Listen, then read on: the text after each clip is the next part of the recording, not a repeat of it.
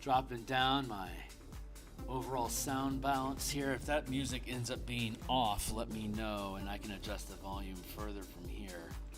Let's turn off our intro screen. What's up, guys? How you doing? And let's adjust our layering. There we go. And here we go. All right, cool. So we're going to continue working on the Eberron Spelljammer Mecha Kaiju Bastion Asteroid System campaign. So we've been working on this for a number of months now on Mondays and Thursday nights. I do artwork for the books that I publish on DMsGuild on Monday through Friday in the morning, and I do Magic the Gathering D&D conversion on Saturdays, and we do playtesting Saturday afternoons Eastern time on my Discord server. All of this stuff is linked down below. You are most welcome to check this stuff out. If you think what we work on today is cool, like, subscribe, hit the bell icon for notifications when we are live in the future. And let's see. Okay, let's get this out of the way. Here's our orbit around Eberron. Eberron, these are 10,000 mile squares. With this particular campaign, spelljamming ships or space airships in Eberron, they can do 10,000 miles per 24 hours, or roughly 500 miles per hour. So, if they're just wandering the system, they can move 1 square per day. And there's 12 moons in orbit around Eberron, and Shavaroth is the moon of Shavaroth. It's not the actual name of the moon; it's just a portal to the plane of Shavaroth, the Endless War. It's basically like the blood war between angels and demons. Super fun. But that's out here in orbit 12, so that's 22 days away from Eberron. All the action in this campaign is taking place in this square right here. If we zoom in on this, we'll see what we've worked on before. That's a 10,000 mile square. This is a 20 by 20 by 20 square at the 500 mile scale. So the ships can travel each square 1 per hour. We have this cluster of asteroid communities that we have taken time to build out using the old World Builder guide from 2nd edition to make a roughly round planet out of a 20-sided die. You can see it's made out of triangles. So if you lay all the triangles out flat, you can basically build an atlas for any roughly spherical surface in D&D that you want. In this particular instance, each square represents 5 miles. So each one of these squares is 5 miles, 60-mile diameter. Each square represents where there's homes and communities. So if a kaiju attacks, we roll a 20-sided die to see which of the squares the kaiju touch down in. So like if they land here, then this square is squashed. And then if it moves to like, say, this triangle, then this area is squashed. So the kaiju is going to jump from triangle to triangle as it's attacking this community. And it'll change triangles every hour. It'll be there for, we'll roll a die depending on the scale of threat will determine the size of the die that we roll. But that will determine how many hours the kaiju is going to be attacking this asteroid community. And every hour we'll roll a new triangle, die roll number to see which one it attacks next. Meanwhile, the team could be actually located at the time of the attack at any one of these 6 communities. So the furthest distance is 1, 2, 3, 4, 1, 2, 1, 2, 3, 4, 1, 2, 3, 4, 5. The furthest community away from each other is 5 squares, which is 5 hours away from each other. So as long as the kaiju roll 5 or above, and you're the first away, you'll be able to, as long as you can get there in time, you'll be able to potentially fight and defeat the kaiju. But it gets to deal damage to the asteroid, the bastion points of the community every time, every hour that it's not engaged. It deals a number of bastion points of damage equal to the rank of the kaiju from 1 to 5. So like a cloaker, like we have here, a cloaker is 3rd rank. So it deals 3 bastion points of damage to the community. And this community would have roughly, 10?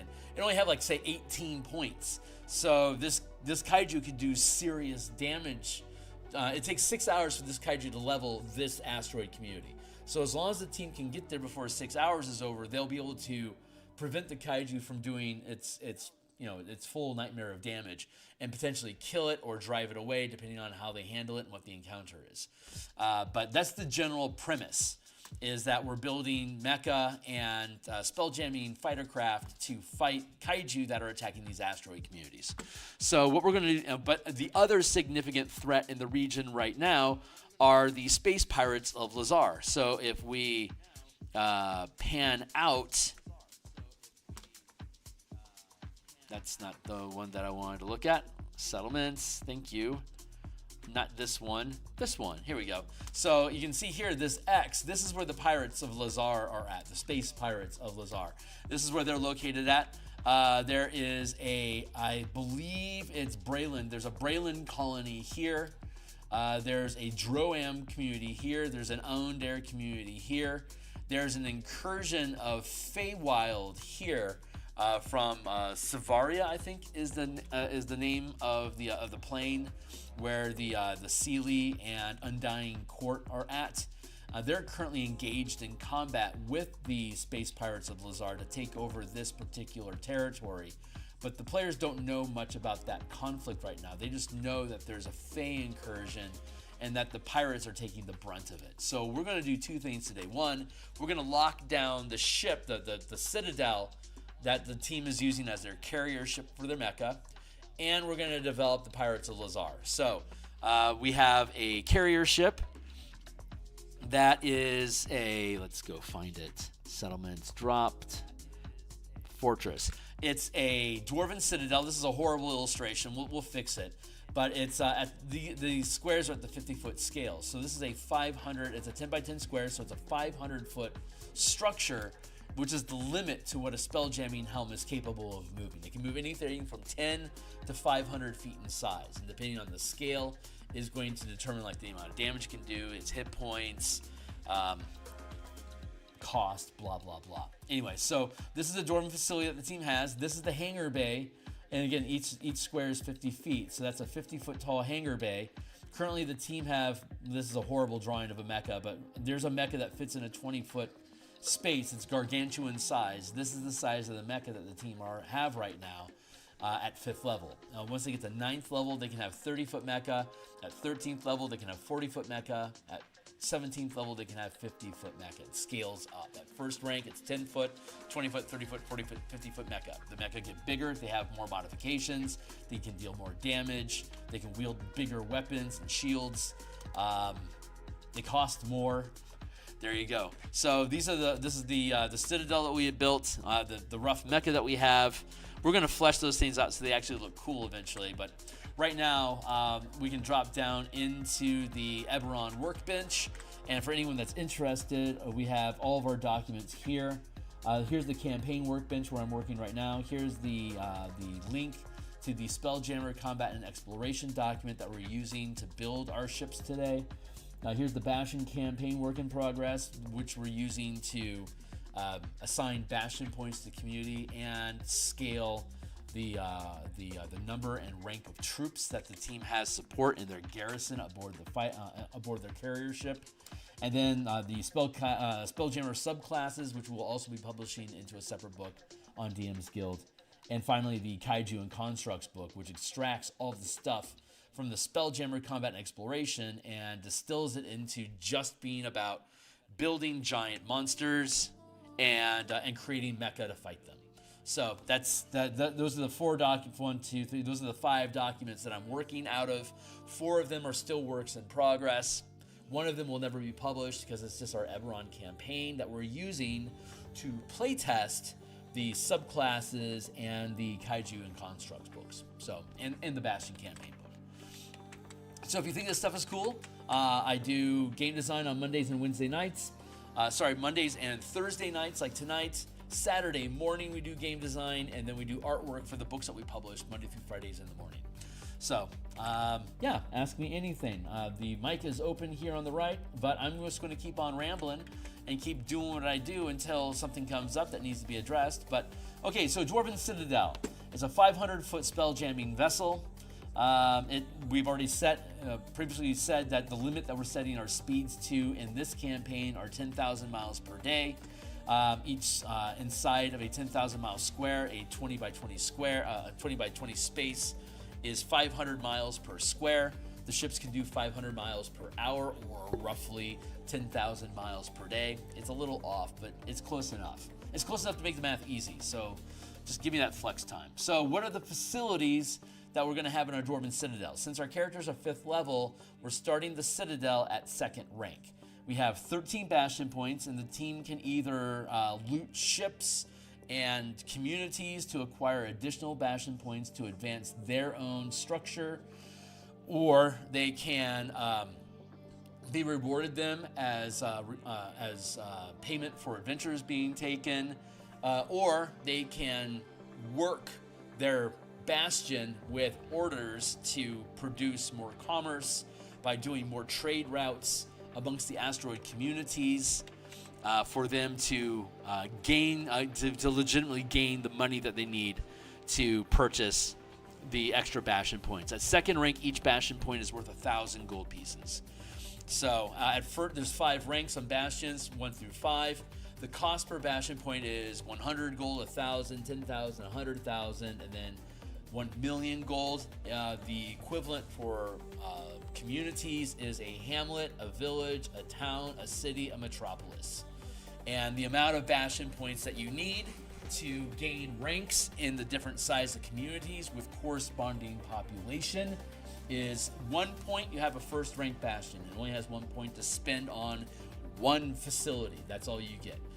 By the time you get to 11 points, you've become a 2nd rank Bastion, and you can put up to 2 points in any of your facilities to expand their capabilities and do bigger, higher level stuff that stays in step with your characters. The level equivalents of ranks of the NPCs in the facilities that are performing tasks, kind of like a mix of sidekicks and downtime options in the DMG and Player's Handbooks from 2014 and 2024, as well as Acquisition Inc., for example. There's a number of downtime activities that your characters could do, but with this Bastion campaign system, you can issue your facilities or your NPCs in the facilities to carry out those orders for you. And your rank of your facility, like our Bastion is 2nd rank. It's the Dwarven Citadel, so it has to have the Helm facility.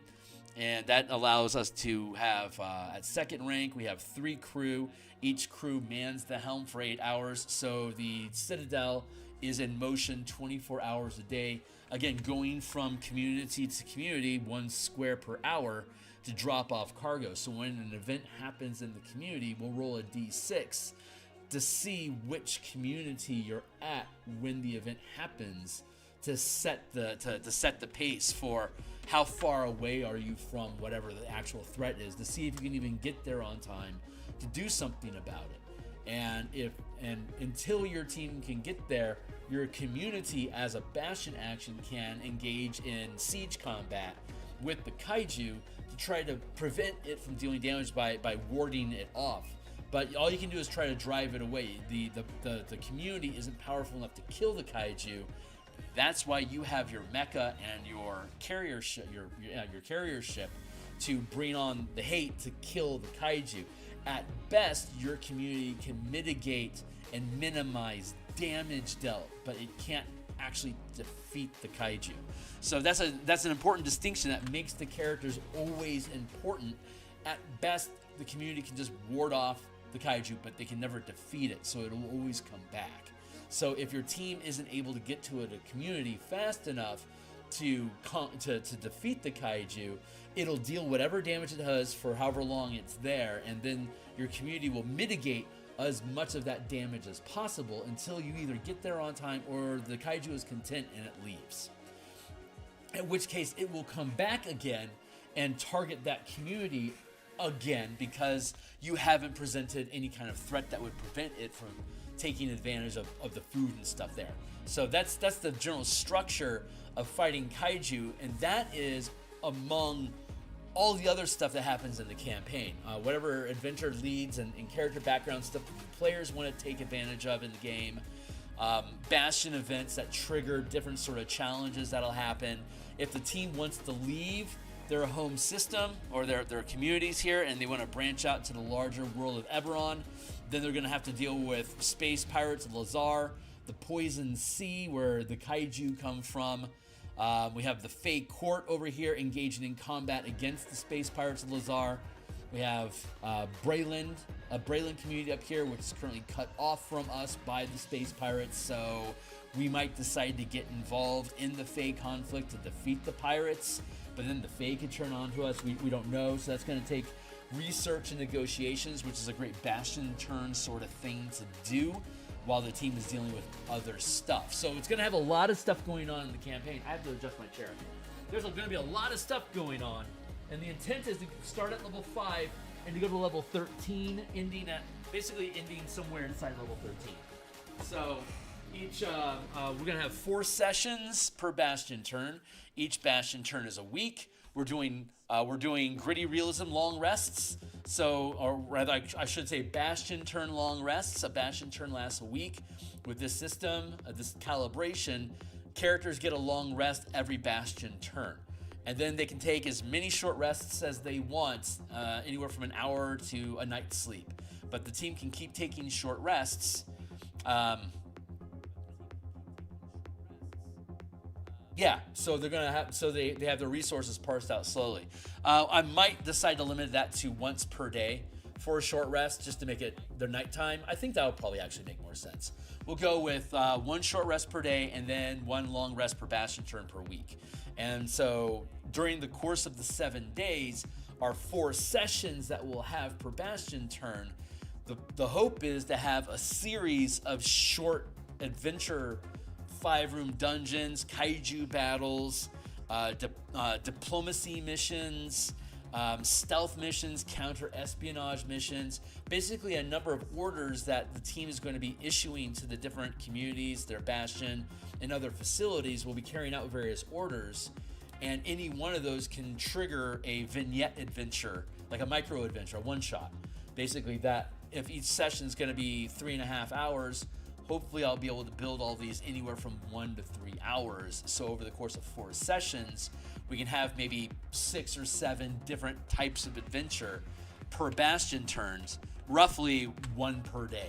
So we get through at 1 per day, we're done, Bastion turn, take your long rest, get our resources back, issue new orders, set up new Bastion events that'll be happening that create a cascade of different potential cause and effects in a procedurally generated campaign.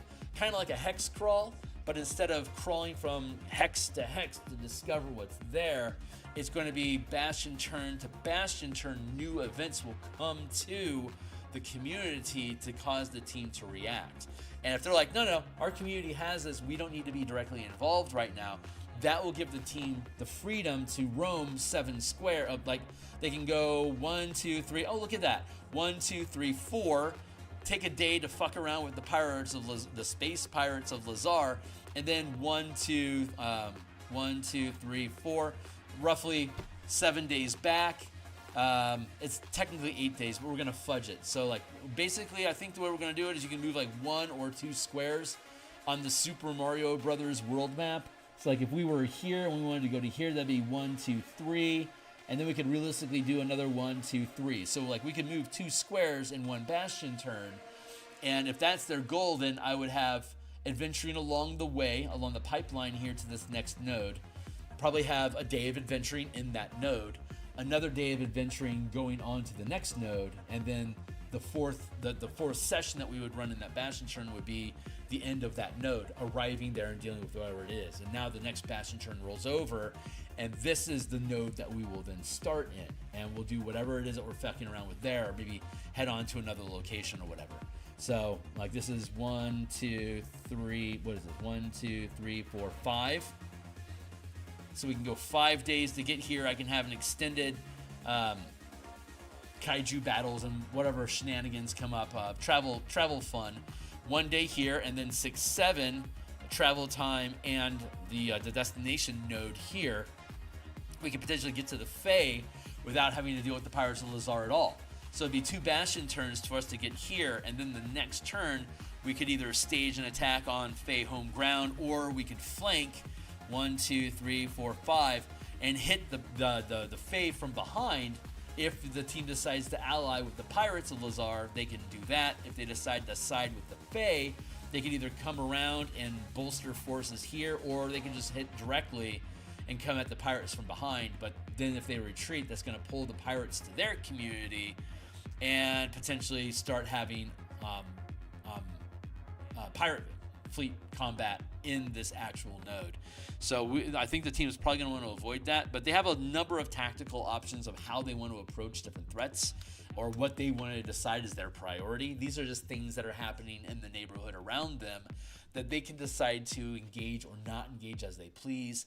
And as we randomly roll bastion events throughout the course of the campaign, there's a possibility that the pirates are going to become aware of the team's home node and start attacking it. Maybe in desperation for resources in their battle against the Fae, they may come to raid your community and take what they can from it so they can take that back to the front line. So that's the idea. So the Citadel that the team is working with, we've already determined they are second rank, which means you have at least 11 bastion points. This team has 13.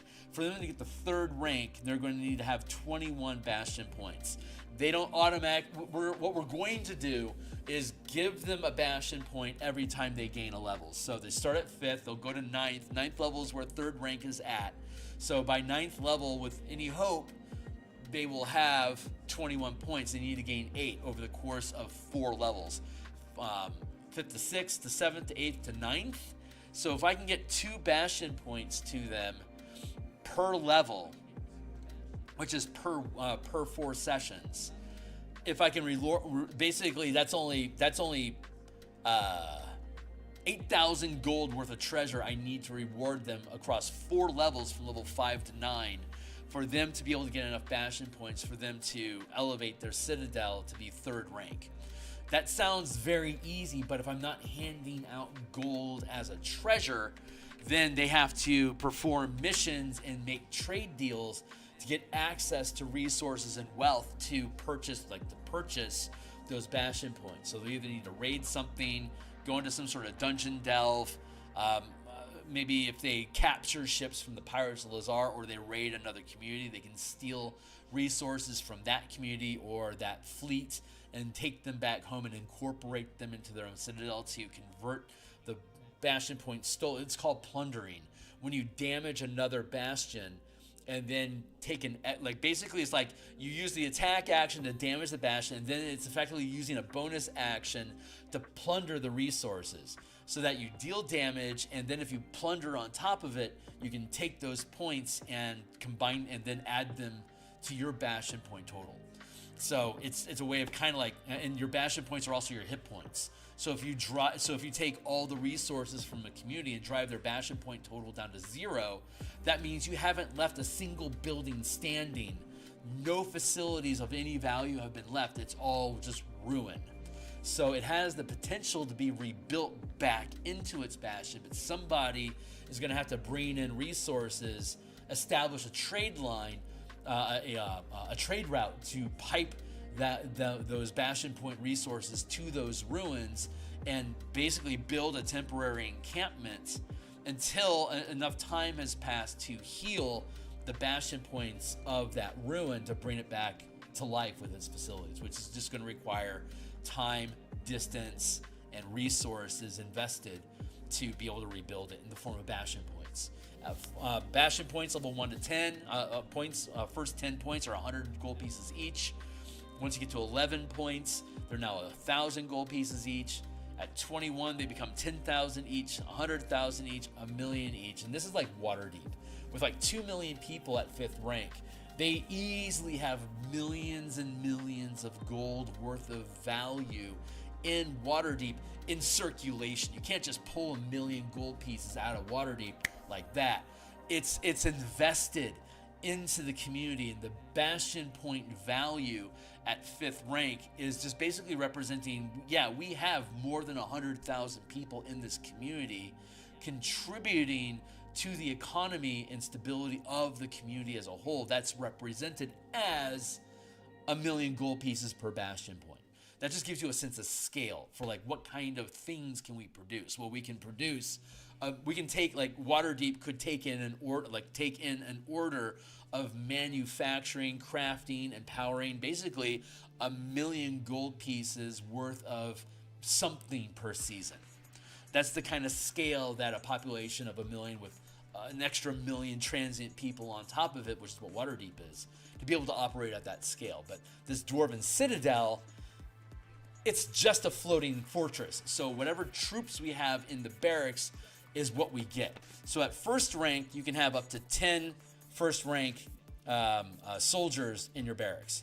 At 2nd rank, you can have up to 100, 1,000 at 3rd, 10,000 at 4th, and then at 5th rank and beyond, you can have multiple, basically every extra point that you add on allows you to add an extra 10,000 soldiers to your garrison.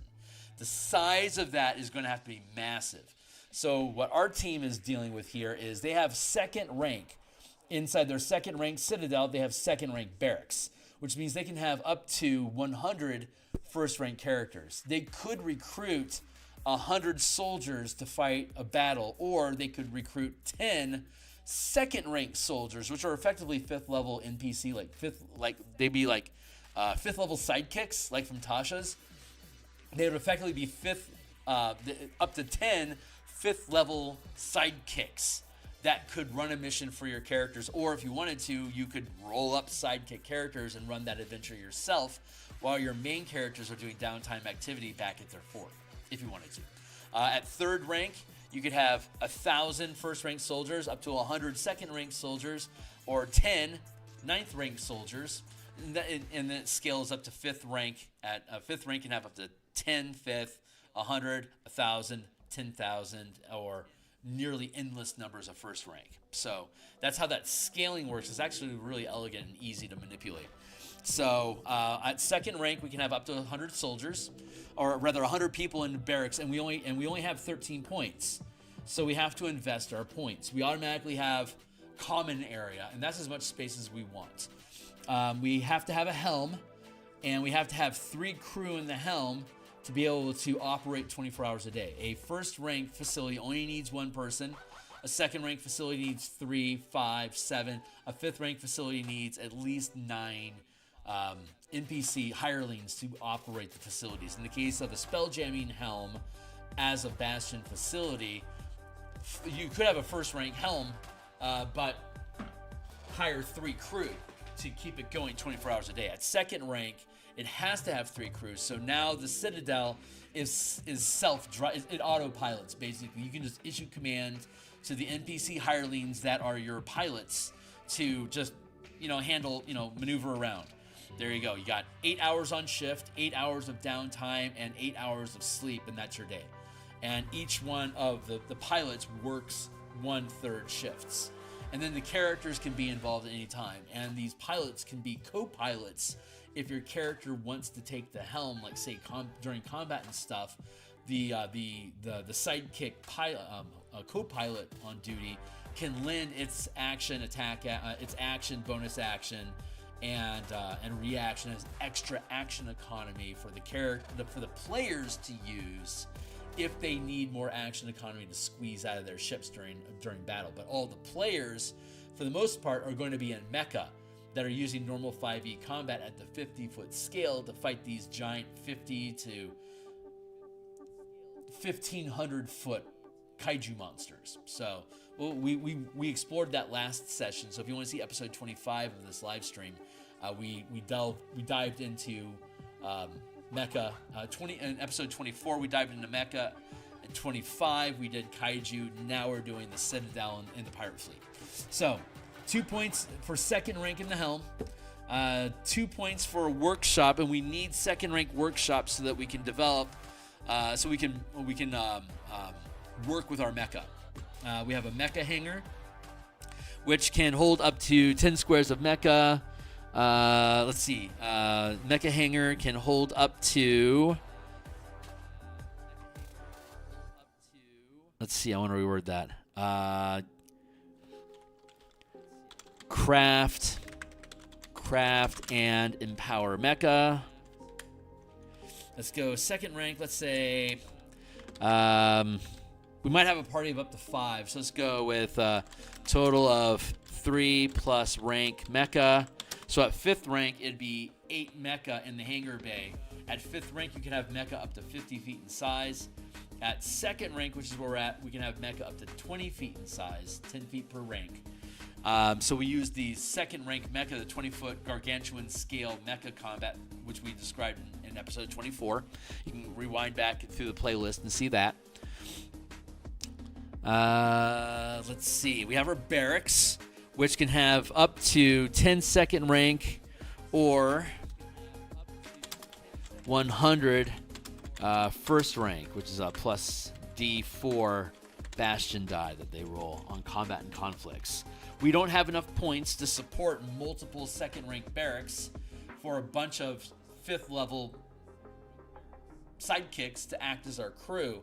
We just don't have the Bastion points. We may eventually be able to upgrade so that we can, but for now we're stuck with first rank crew. So second rank one second rank barrack, which requires 2 Bastion points, can have either 10 second rank crew or 100 first rank crew. So it's more cost effective for us because we have all the weapons that we need, we have all the stations. Just to have these facilities, we require this much crew. So that's 3, 6, 9, 18. So we have to have at least just 18 base crew just to keep all these facilities working. And then with these facilities, we have our barracks. We need extra troops, up to 100. We can have up to 100 soldiers in our barracks, which is good because using the Spelljammer combat and exploration mechanics that we have published down below, if we kick into here, let's go down to combat.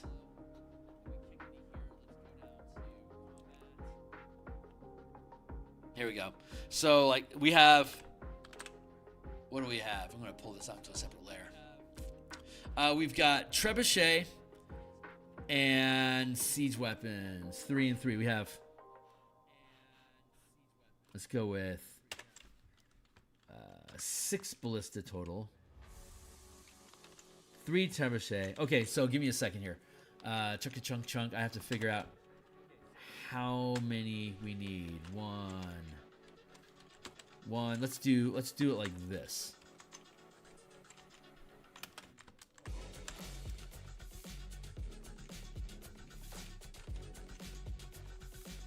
Yeah, this will work. Meh. So looking at the Spelljammer Combat Exploration, a Ballista has a crew of 3. It does D4 times 10 damage. In the Void, it has a 500 or up to 500 close normal range, and then it's a disadvantage up to 5,000 feet away or a mile, and that's the part this can shoot. D4 times 10 piercing damage. Its crew is 3. What you do is you take the crew is the reload score. So the base reload score for the Ballista is 3, minus the rank of the crew, and the crew is first rank, as we've been discussing. So that means the reload score for an individual Ballista is 2. Boop. When our characters are 5th level, so when we make, here I'll show you. Reloading range ship. Okay, so siege weapon crew rank. Reloading ranged ship weapons. Siege weapons take multiple actions to aim, fire, and reload together, called a reload score. The number of actions required to efficiently operate a siege weapon is equal to the reload score, which is also the number of creatures that can crew the machine as a team. When a commander makes a command check to attack with a siege weapon, the result of rolling the command die is compared to the reload score. So a command die, when you make a siege weapon attack, your character rolls a d20 plus whatever their command stat is, and it's whatever they want it to be, honestly. So it's d20 plus stat, and instead of adding your proficiency bonus, you add a proficiency die, which is a variant rule from the 2014 DMG, which is instead of getting a +2 bonus at first level, you get a plus D4. So you'll have a proficiency bonus of anywhere from +1 to +4. At 5th level, which is where our characters are at, it's a D6, D8, D10, D12. So at 5th level, 2nd rank, our characters, when they're commanding siege crews to fire, they will make a D20 plus probably like a +4 bonus from their stat, plus D6, and if they hit the attack, if they hit the armor class of their target, the siege crew successfully hits the target. And then if the result on that command die, that proficiency die, is equal to or higher than the reload score, not only did the team hit, but they also automatically reloaded the siege weapon for another volley this round. So as long as you keep hitting your reload score on your proficiency die when you make an attack roll, you can keep following up with additional attacks until you run out of action economy. You can use your attack, like a 5th level fighter has 2 attacks, a bonus action, a reaction. I could use my attack, and my bonus action to make 3 attacks with say a Ballista in 1 round of combat, as long as I keep hitting the reload score. And since it has a reload, it has a crew of 3, and their first rank, the reload score is 2. So as long as I roll a 2 or above on my D6, I'll automatically be able to reload that Ballista. The Trebuchet, but it only does D4 times 10 damage, and heavily armored ships reduce damage by 20 hit points. So it's D4 minus 2 times 10. That Ballista could potentially do 0 damage if it doesn't roll high. So that's how the reload score works. So let's look at the Trebuchet instead. The Trebuchet has a crew of 7. It has a 1,500 foot range up to a mile away, and it has a crew of 7, which means its base reload score is 7. It does D8 times 10 bludgeoning damage. By the way, in the DMG, the Trebuchet siege weapon does 10d8 damage. We just simplified it. The Ballista does 3d10, so we rounded up to d4 times 10, and the Mangonel does 6d10 damage, so we just made that d6 times 10. D4, D6, D8, D10, D12 times 10 damage for different size siege weapons. It's pretty easy. It's pretty intuitive. So it's D8 damage. Its reload score is 3. It's D4 damage. Its reload score is 3. A Mangonel, its reload score is D6. In the DMG, it says its reload score is 5. Its crew is 5. So the higher rank your crew, the lower the reload score gets, because like higher level characters have Like higher level marshals get more attacks as they gain levels, and that's represented by lowering the reload score needed on your bastion on your command die. As long as you keep hitting the reload score on your command die when you make your attack roll, you'll automatically load the weapon again to fire for free. If you fail, you could use a bonus action or a reaction. You can use an attack action or a reaction as a reload instead of making an attack. So it's kind of like you have to have like ammunition requires the reload property. It's like you can only attack once per attack action with it. But if you take the sharpshooter feat, is that it? You can reload. You can make a number of attacks with your ranged weapon, even though it has the ammunition property. You can make a number of attacks equal to the your attack actions per round, including bonus actions if you have them. This is mimicking that in a larger scale of combat at the 50 or 500 foot square instead of the 5 foot square. You're still getting the action economy of your characters on these Spelljammer ships, or in our case, the carrier ship and the mecha that we built at the 20 foot scale. So the trebuchet has a reload score of 7, and we have a first rank crew, which means the reload score gets dropped to 6. Each ballista, all of our crew are first rank, and so we have a crew of 13 for one a siege battery. The reload scores we already just determined is 2, 2, 6. That's going to make it a combined reload score of 10. So looking at our document, reloading multiple siege weapons. When commanding more than one siege weapon, add the modified reload score of all weapons together as a combined reload score and compare the result to the command die roll. If the command die roll result is equal to or higher than the combined reload score, all weapons automatically reload.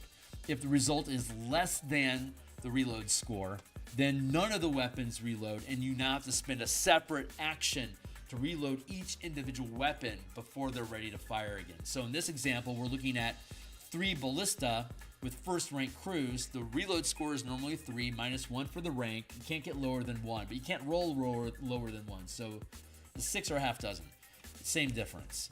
So first rank crew firing ballistas have a reload score of 2 each. So our 5th level characters would, for a single ballista that does d4 times 10 damage, I would only have to roll a 2 or higher on my proficiency die to automatically reload and be able to fire the weapon, as long as I still have my crew working with me. If I have 2 ballistas fired together, the reload score is going to increase to 4, but I'll do 2d4 times 10 damage if I hit with the attack roll as a combined damage, but I have to roll a 4 on my d6. Otherwise, I'll have to spend a reaction or an attack action for each ballista. If I fire 3 ballistas together, they'll do 3d4 times 10 damage if they all hit together. But the reload score is 6, and at 5th level, we only roll a d6. So I'm almost guaranteed. I'll occasionally get lucky, but I'm going to have to expect I can make 1 volley for 3d4 times 10 damage as a single attack, but then I'll have to use an attack action, and reaction, or 3 people on the team are all going to use their reactions together to get all the crew to reload their scores. Like if I have a fighter, a cleric, and a bard on deck firing siege weapons with me, my fighter gets 2 attacks, a bonus action, and a reaction. So what I could do is I could fire as an attack action, and I botch the roll. The cleric, the bard, and my fighter, we all use our reactions to automatically reload all the weapons, and then the fighter can use a second attack to fire that volley again. And if I botch that 6 on my d6, we could then use the cleric and the bard could use their attacks. The fighter could use their bonus action, and that would reload all 3 weapons again. And now the bard and the cleric only have bonus action economy left over. Like say the bard then issues a command. The bard lends a bonus, uses a bonus action to give a bardic inspiration die to the cleric, who then uses their bonus action to issue a command for the siege crew to fire, using the bardic inspiration die instead of the command die. And at 5th level, it's a D8. So I have to roll a 6, 7, or 8 with the Bardic Inspiration die that was given to my cleric, and I could potentially reload the weapons for free, but all of our action economy has been cashed out during that round of combat. But as a result of it, we fired the weapon 3 times for 3d4 times 10 damage, but it took all of our character's action economy to do it. You could have had the cleric, the fighter, and the bard each using an action, bonus action, and reaction to aim, fire, and reload each weapon themselves, and would have gotten 1d4 times 10 each. But by having 3 crew members helping you with each ballista, that allows you to crack off more shots more often. So you get that 3d4 times 10, potentially 3 times between your 3 characters instead of 1d4 times 10 each, which would have just been 3d4 times 10. But if I had screwed up our die roll more often, it would have eaten up more action economy. Anyway, so that's the idea that goes on behind that. So combining those 2 together, for us to have a full salvo of 2 ballistas and a trebuchet, that's d4 times 10, d4 times 10, d8 times 10. I just called it 2d8 times 10 because it's effectively the same. That just makes it, you could roll 2d4 plus d8 and add that up if you wanted to, but this is just easier and faster to do it this way. So 13 crew, and again, we have a barracks that can hold 100 people. So we have an obligation of, so here's our barracks. We have crew. Let's look at this. Pilots, 3, which includes the facility NPCs. Facilities, other facilities. Because only those 3 pilots can actually, well, I mean, anyone can pilot the ship, but these pilots are specialized at it. So 12 for the other facilities. No, 15 for the other facilities. And then we have 3, so we have 3 siege weapon batteries. Siege weapon batteries. And they require 13 each. This is the deepest that accounting gets with this system. It's designed to be super loose. It's just you want to keep track of how many crew you got. That's actually important. So your siege crew is 13. Let's go with 3 siege weapon batteries. It's a total of 39. So that takes us to 57 already. 3 siege weapon batteries. We have 3 mounted weapon batteries. And that's going to be 9 total there. A mounted weapon is always has a reload score of 1. Like here's a harpoon flinger from Descent into Avernus. It's mounted directly to the ship, so it's too big to be carried around like a crossbow. It's a harpoon flinger. It's like 5 feet in size, so it's too big to wield as a ballista. It does 2d8 damage when it hits. It fires up to 500 feet or long distance through the void up to a mile away. It has a reload score of 1. So when you command crews of harpoon flingers, you add up the number of harpoon flingers in that squad, and that becomes your reload score. So in the instance of these, since the score can't get below 1 for this battery of mounted weapons, 2 harpoon flingers and an eldritch cannon, each of those has a reload score of 3. So as long as I roll 3 or better, I'll be able to automatically deal. Well, the eldritch cannon does 1d8 as force damage, and the harpoon flingers do 2d8 damage of piercing damage, but they all have the same range, 500 plus. 250 plus. So if I fire all 3 of these together as a salvo, reload score is 3, and it'll do a combined 5d8 or d4 times 10 total damage, mixed between force and piercing damage. So that each of those, we have 3 mounted batteries, crew of 3 each. So that adds to our total of 9 here. And then we have the characters. We have officers, characters, assuming up to 5. So that gives us a total crew. It's going to be 4, what is that? 8, 17, 26, 31, 61, 71. So aboard our Citadel, we have 71 crew. Our barracks would allow for an additional 29 if needed. As the team, as we click through Bastion turns, this is just what the team is starting with.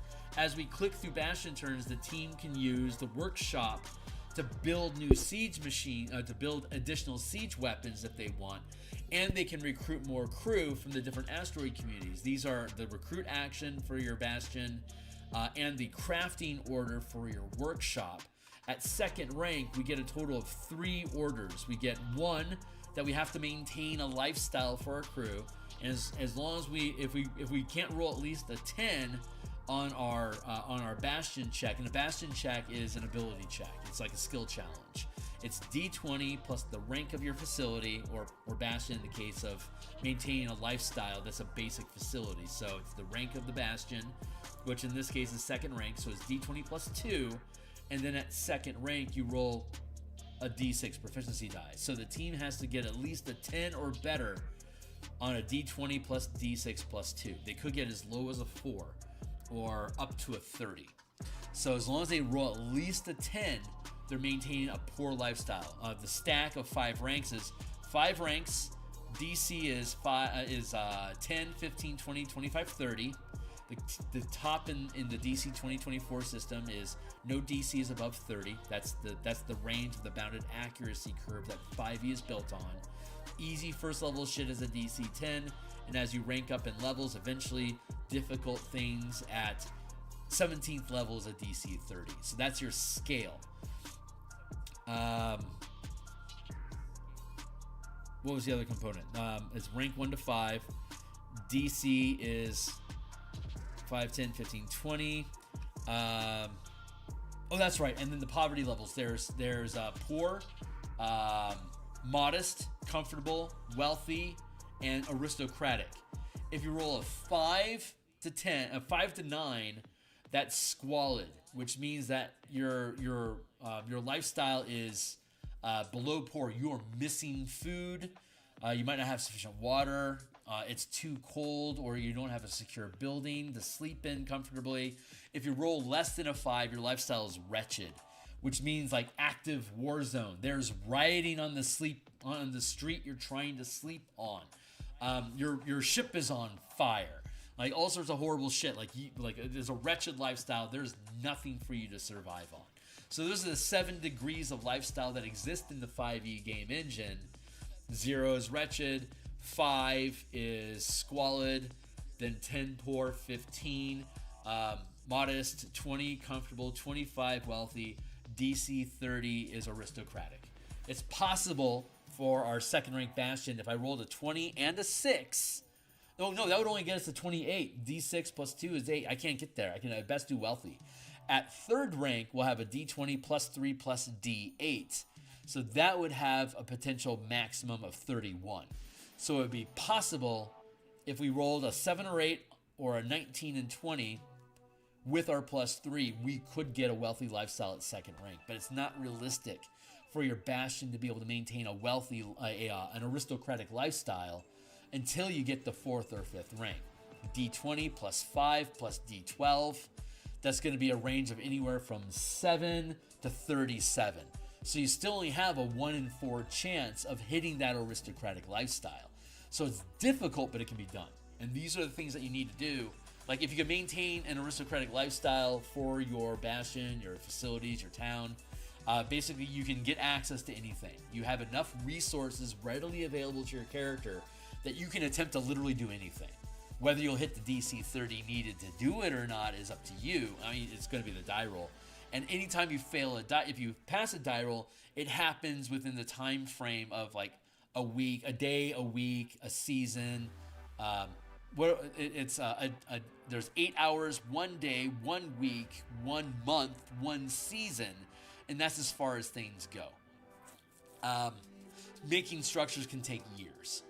So like a castle, like a 300,000 gold piece castle, for instance. No, a fifth rank Mason guild could produce a castle with magic in as quick as 1 season. because they can process 1 million gold per season if they have access to aristocratic resources that will allow them to leverage a magical fantasy campaign setting to build shit. You see how that works? A fourth rank Mason guild that has access to 5th or 4th rank materials can produce 40,000 gold worth of production every month. So instead of a 5th rank Bastion being able to produce that 300,000 gold piece castle in one season, a 4th rank Mason guild that can process 40,000 gold per month would be able to build that in about 8 months, or 2 seasons, effectively 2 seasons, twice as long as what the 5th rank. See, these time frames are actually pretty reasonable for a campaign. Like, we're doing 1 week Bastions, and like, you can make uncommon magic items in a week. If you have an artificer on your team and they're willing to spend downtime to do it, you can make a rare magic item in 1 week if it's the specialty of that artificer. So it's actually pretty reasonable limits, and it incorporates harvesting rules to gather materials from creatures and locations for you to be able to utilize that material for things that you want to either empower as magic or to craft as items.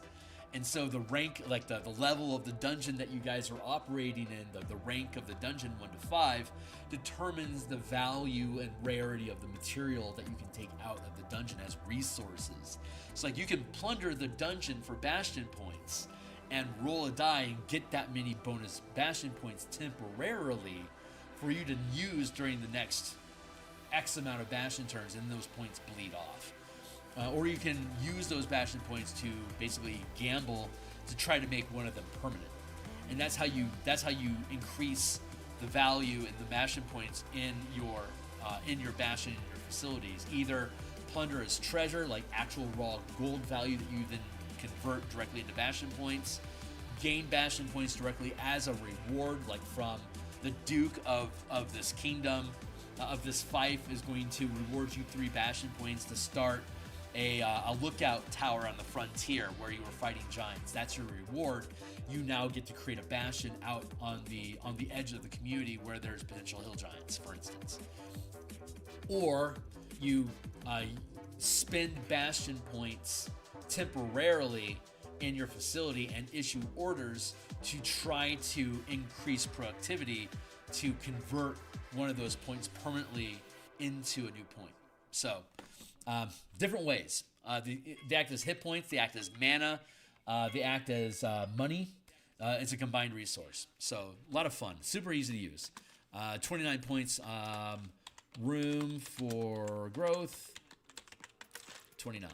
Okay, so for our crew to get from 1st rank to 2nd rank, it's a crew is 1st, 2nd, 3rd, 4th, 5th rank, and their the word I'm looking for is a renown. The renown score equals their rank, so they have to be 3rd rank. They have to have 3 renown to be 1st rank, 15 renown for 2nd, 27 for 3rd, 39 for 4th, and how many? 51. 17 times 3, 13 times 3, 9 times 3, 5 times 3, 1 times 3. This is how much renown the crew needs. And then die. 1d4.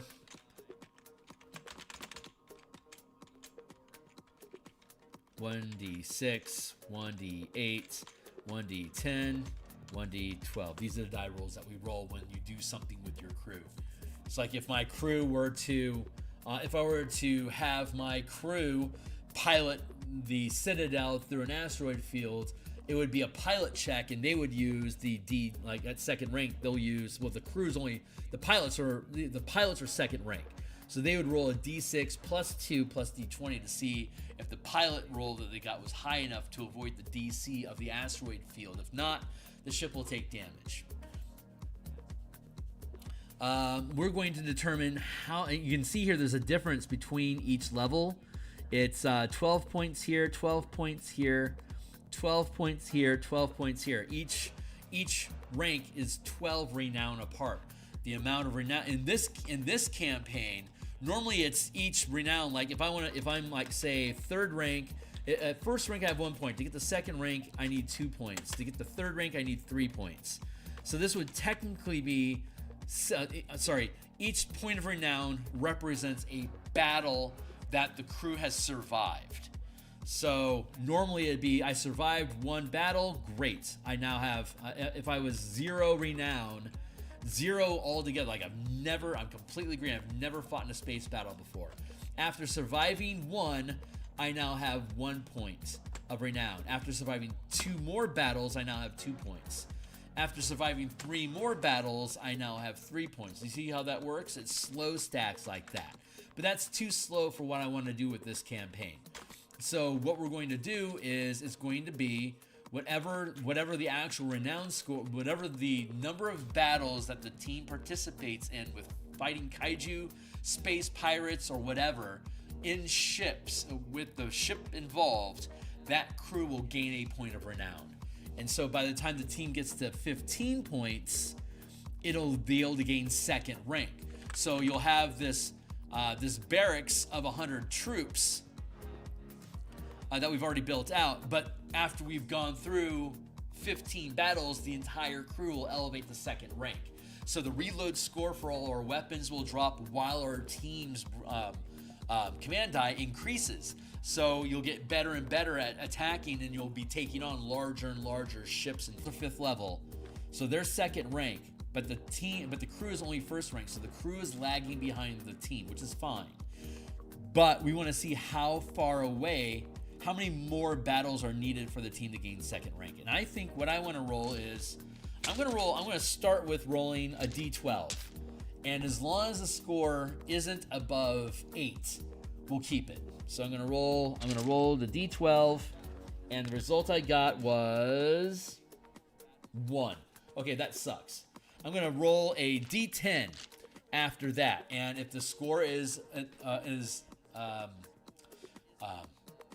anything up to 8 we can keep. If it's above 8, we don't keep it. We'll ditch that die and go to the d8 instead.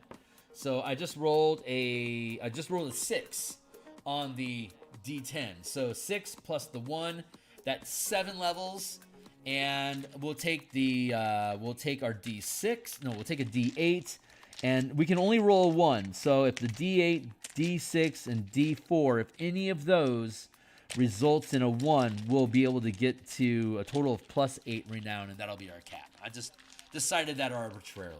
And this is just the arbitrary dice method I'm using to do it. So if any of these dice roll above a 1, I can't keep them. If any of them roll a 1, we'll get that extra plus 1 to add to the 7 we've already gotten. And I rolled an 8 on the d8, a 4 on the d6, and a 3 on the d4. So the team's going to get 7 extra renown. So the crew total crew, first rank, 10 renown.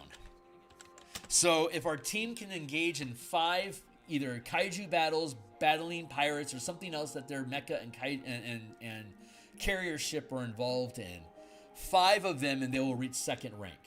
I would anticipate them having 5 worthwhile battles over the course of 4 weeks. They should surely have 5 worthwhile battles. It might, I mean, depending on what kind of Bastion events we roll and how much kaiju attack during the 4 sessions, it could be realistic that they don't get it for 2 Bastion turns, or like 5 or 6 sessions. The plan is to have at least 1 kaiju per session, and the kaiju fight lasts about an hour. It's just a team versus a boss fight.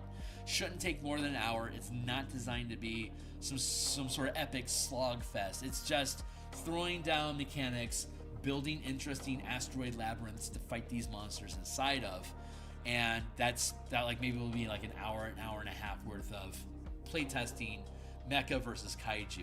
And then we start looking at what else is going on, and anytime more kaiju could occur. But the plan is to have each Bastion turn, which is 4 sessions, to have at least 4 kaiju attack. which means at this clip, every 3 Bastion turns, the crew should gain a rank. And we have 8 sessions that we're going to run to get from 2nd rank to 5th rank. So 8 sessions for us to get to 5th rank, to 4th rank at 13th level. 8 Bastion turns, 32 sessions from level 5 to 13, which is 8 sessions, plus whatever else we do in level 13 to close off the campaign. Expecting to have about 9 Bastion turns, probably somewhere around maybe like 35 sessions. So if it's going to take 12 renown to gain a rank, and they're at 1st rank right now, they'll get 12, and then they'll get 24, 36 Bastion points that they need to accumulate, and I'm expecting around 35, 36 sessions. So if we have 1 kaiju battle per session plus 2 or 3 hours of whatever the hell it is else that we do, the crew will get the 4th rank about the same time that the characters get the 13th level to be 4th rank commanders. So that should curve out perfectly. Rather elegant.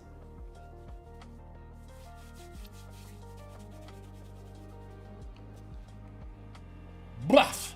So far so good, guys. This is all really snapping together very nicely. I'm content with the Dwarven Citadel being that way. I like those stats. Let's now go visit. Let's start building the pirate fleet.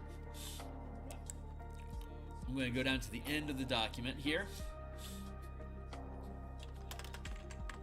Space Pirates of Lazar.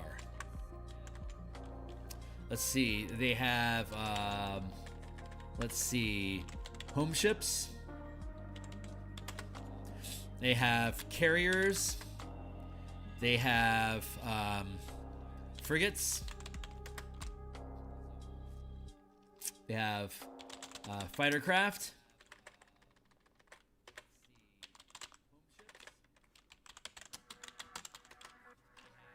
They have boarding skiffs. And they have mecha.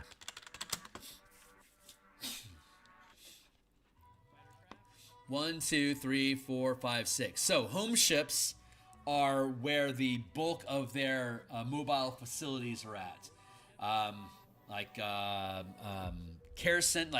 student centers, archives, scriptoriums, observatories, all the facilities that you would expect a Bastion to have on the ground are basically built into these home ships. They can be up to 500 feet in size. That's what it takes for a single spelljamming helm to move it.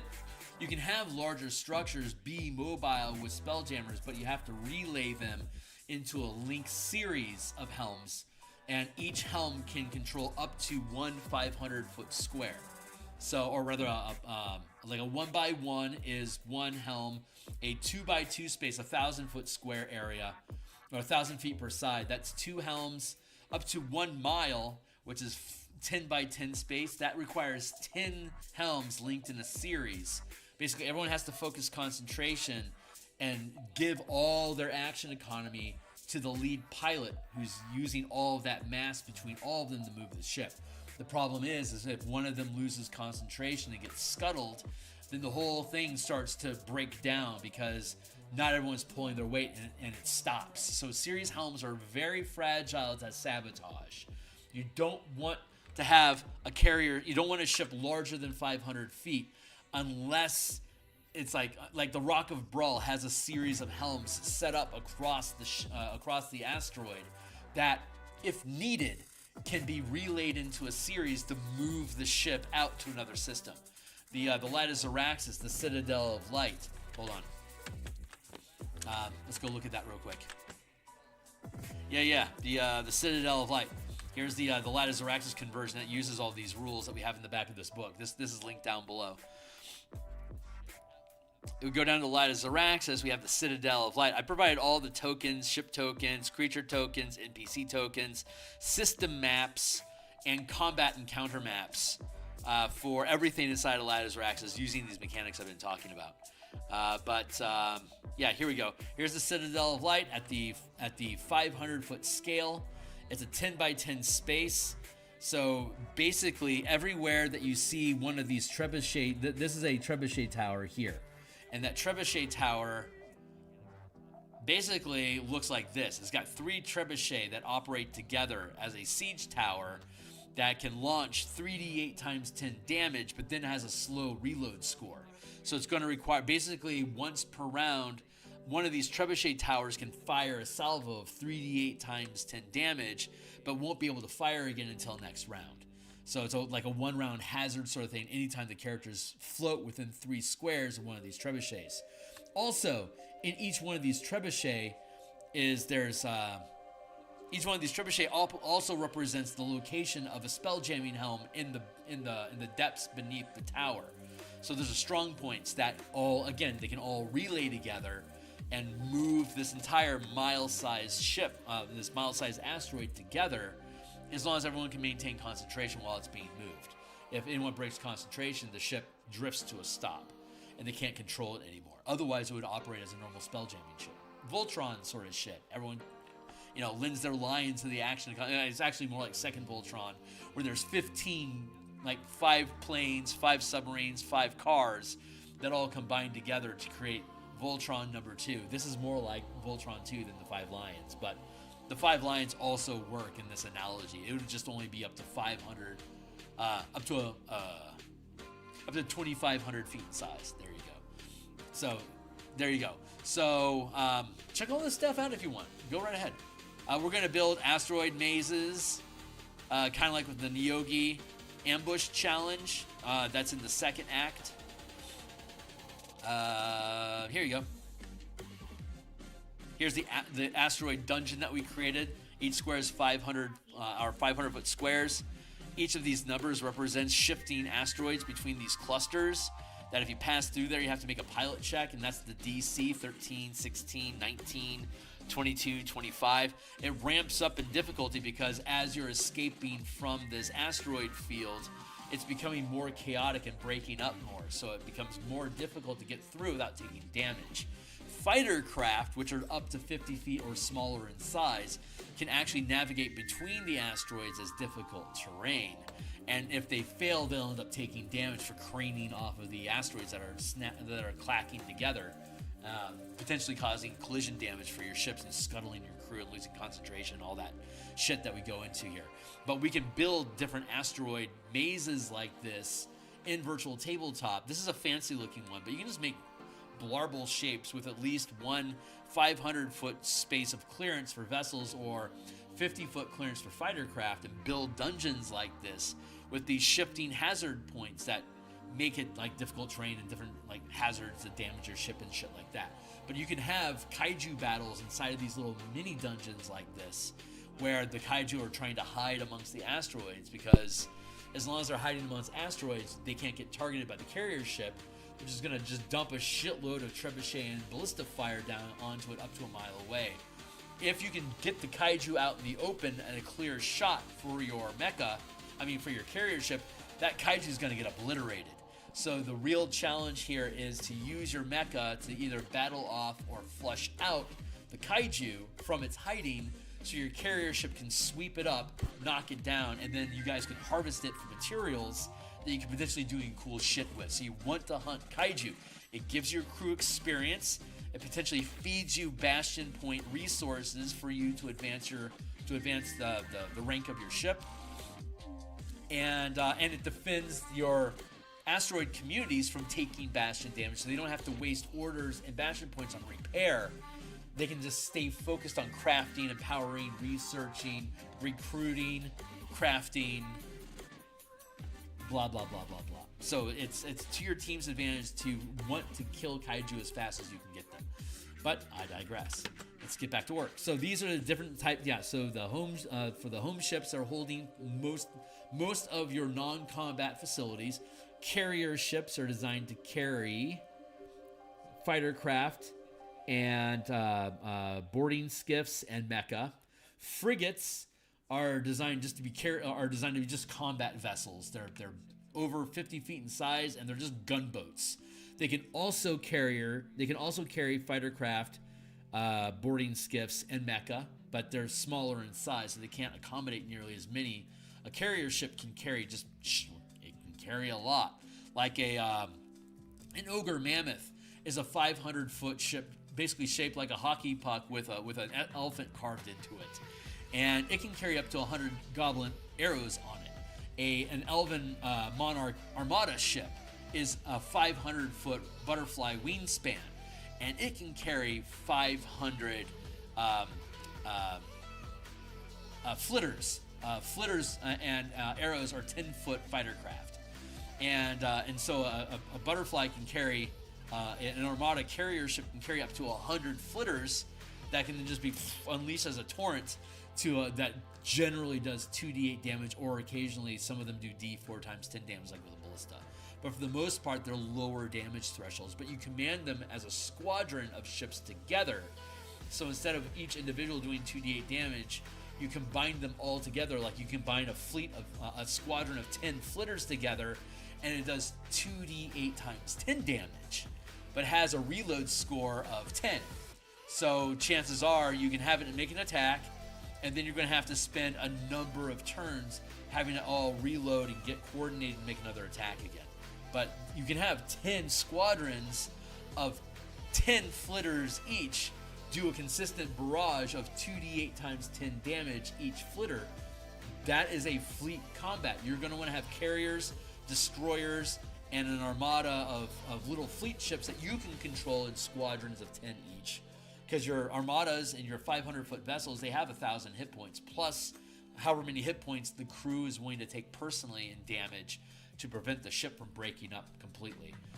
So it's a really fun dynamic, and the scaling works the same, from creatures to mecha to small crews of creatures at the 5-foot scale, to mecha and fighter craft at the 50-foot scale, and then vessels and squadrons of fighter craft at the 500-foot scale, and then fleets of vessels and armadas of fighter craft at the 1 mile scale.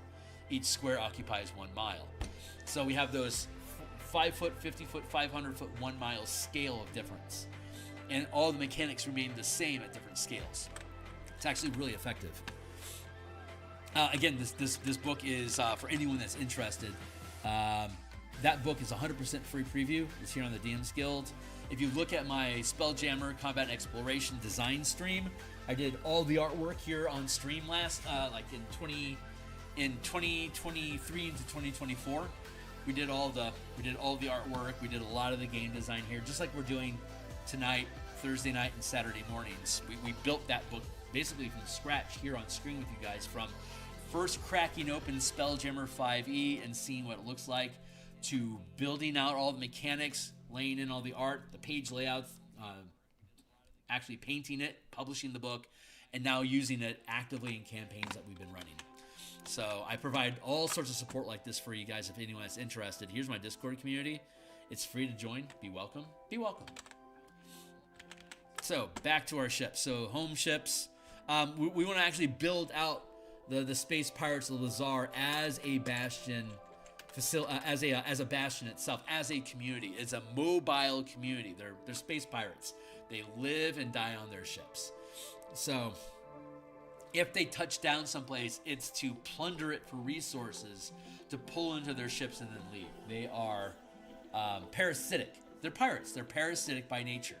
So they go from from community to community, poaching off of their facilities, stripping them of bastion points to fuel their ships for another week, and burn off those temporary hit points to pay for their lifestyle, whatever level of lifestyle they can get.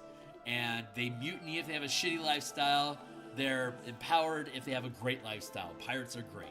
So you want to sabotage their food supply so you can cause mutiny, for instance. A lot of different ways to deal with pirates. But so we're going to build out the Pirates of Lazar. We know they're 3rd rank, so they're going to have anywhere from 21 to 30 points. So I'm going to roll a d20 and add, I'm going to roll a d10 plus 20, and that'll give us a range of 21 to 30. And then we're going to use the size of their organization to start fleshing out the ships that they have, figuring out their elite crew, their common crew, blah, blah, blah. So 20 plus 4. So they have 24 Bastion points. That's great. Third rank. 24 Bastion points. 4 orders. 1 order always has to go to maintain a lifestyle for the collective. Anyone within that collective can get that level of lifestyle from their own resources. So we haven't quite built out. So we're going to use the home ships to build out the community. So a first rank community, a hamlet, and then second a village, town, city, metropolis. Up to 100 people in a hamlet, 1,000 people in a village, 10,000 people in a town, 100,000 people in a city, and then multiples beyond 100,000 for metropolis. So since we're operating at third rank as a community, that's going to put them in the range of a town. So they're going to have anywhere from 1,001 to 10,000 population. So we're going to roll 4 digits. We're going to roll D10 times. We're going to roll. Let's roll. What a D4, D6, D8, D10. Let's do that. Let's roll a D4 for our thousands, a D6 for our hundreds, a D8 for our tens, and then a D10 for our singles. So D4, D6, D8, D10. Where'd my D10 go?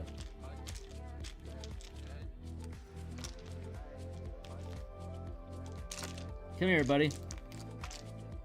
Give me that Tenzo. Where are you at? God, I've got like 40 20-sided dice and I don't have a damn D8. Where'd all my D10s go? Thank you. Jesus. Okay. D4, D6, D8, D10. Got him. Sorry, guys. Let's roll the dice. Okay, so for the D4, I got 3. So we've got 3,000 population. Population 3,500. On the D8, I rolled a 2. 3,528. Population 3,528.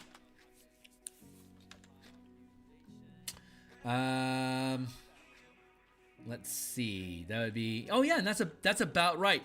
Generally, at this scale, every it's 1,000 for 21 points, and then 22, 23, 24, 25, 26, 27, 28, 29, and then 30 points for 10,000 people. So with 3,528 population, that would put us at 21, 22, 23, on our way up to 24 Bastion points. Isn't that a miracle that that math actually worked out exactly the way that it needed to?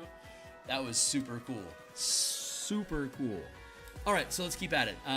Population 3,528. So we're gonna end up breaking that up amongst multiple home ships. We might actually give them a stable community. I'm gonna use my Oracle dice, which are 2 6-sided dice. I'll ask a question and roll a die, and the higher the number, the less likely it is to be true.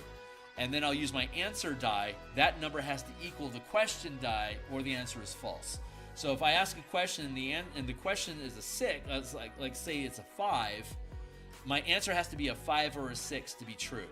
If I roll a 6, I have to roll a 6 for it to be true. Bloop. If the question is a 1, anything will be true. A 1 is always true. A 6 is likely to be false, but could still be true. So, and then the more difference, like if it's 1, and then I roll a 1, it's like it's obvious, but for whatever reason, it almost didn't happen, and that builds your narrative. If the question is a 1 and the answer is a 6, it's not only was it obvious that this is the way, it happened the best way possible for everyone involved. So now you get to narrate that differently. If the question is 6 and the answer is 6, then despite it being nearly impossible, it happened anyway. What's the narrative? If I roll a 6 and the answer is a 1, not only is it highly likely that it would never happen, it went wrong every way possible. What's the narrative that goes on with that? That's how I use That's how I use Oracle dice, to create a wide array of yes, but, or no, and answers to a base question. So the base question is, does a portion of the population actually live on a stable asteroid community, and just that acts as like a literal anchor, and the rest of the pirate operate on fleets coming and going from their home base of operation? So I'm going to ask my Oracle dice. When I roll the dice, whichever number ends up closer to me is the question, and the one that's further away is the answer. And if they're parallel to each other, the one that's on the left is the question, and right is the answer. So, rolling my dice. 4 is closer. 6 is further away. The answer is yes. There is a stable asteroid somewhere that the pirates use as a base of operations.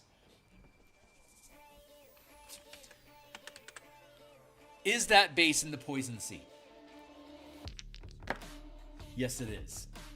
This is their current. This is where the pirates are operating right now. So are they trying to colonize that area so that they have a closer base of operations to thriving communities? 6 and 4. So the answer is no, they're not. They were never going to. So this is just a battleground. Is this just the area that they're using as their turf war? No, it's not. Ooh. Was this their base of operations? Was this their base of operations? And they got knocked out by the Unseelie Corp. 3 on 3, the answer is yes. So they have a backup home somewhere in the poison. Is that true? Yes, it is. So these white areas is clean air. The collection, these lines represent scattered asteroids through this region that have enough vegetation on them that they produce clean air that you can breathe while you're traveling these corridors. You can leave these paths anytime that you want, like jump from here over to here, but you have to cross this poison sea. While you're in this region, it's foul air, and there can be occasional pockets of deadly air. Foul air is you can breathe it, but you're poisoned while you do, and you can't get rid of it unless you can get a breath of fresh air someplace. So everything is at disadvantage while you're in the poison sea, every D20 test. If you run into a pocket of deadly air in the poison sea, then you start suffocating, and it'll kill you. A number of rounds equals 10 times your, basically 20 rounds plus 10 per constitution modifier, plus or minus, to a minimum of 10. A minimum of 10 rounds. And if you're in combat, the way that I do it is, if you're holding your breath during combat, and let's say you have a barbarian who has a 20 constitution, you would have 60 rounds that you could hold your breath. It would be 10 rounds base plus 10 for every proficiency bonus, for every constitution bonus modifier that you have. So 20 constitution is a plus 5, it'd be plus 50.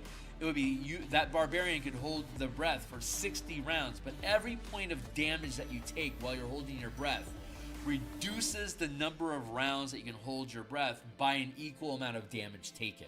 So if my barbarian is holding their breath for 60 rounds, and after some swimming underwater, it's reduced down to say 54, and then they get attacked by a squid and it deals 20 points of damage to them, they now only have, 34 rounds of air left. So if you get caught in a fight and you start taking lots of damage, your threat might not be the hit points that you're taking, it's I'm running out of fucking breath. And once you hit 0, it's each round you have to make basically a rising constitution saving throw, and as soon as you start failing, you get degrees of exhaustion. When you run out of exhaustion, you are dead. So, fun stuff, huh? Let's see.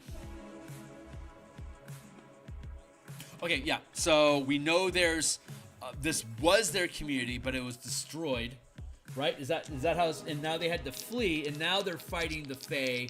This is where the Fae are currently staged at. Here. Hold on. Do I want to move that? Do I want to move that X to where the conflict is actually at? Yes, I do. Okay, so we're gonna make a revision. I love this stuff. This is so fucking fun to me. I love building campaigns, stuff like that. It's so cool. Oh, this makes so much more sense. This is so fun. Okay.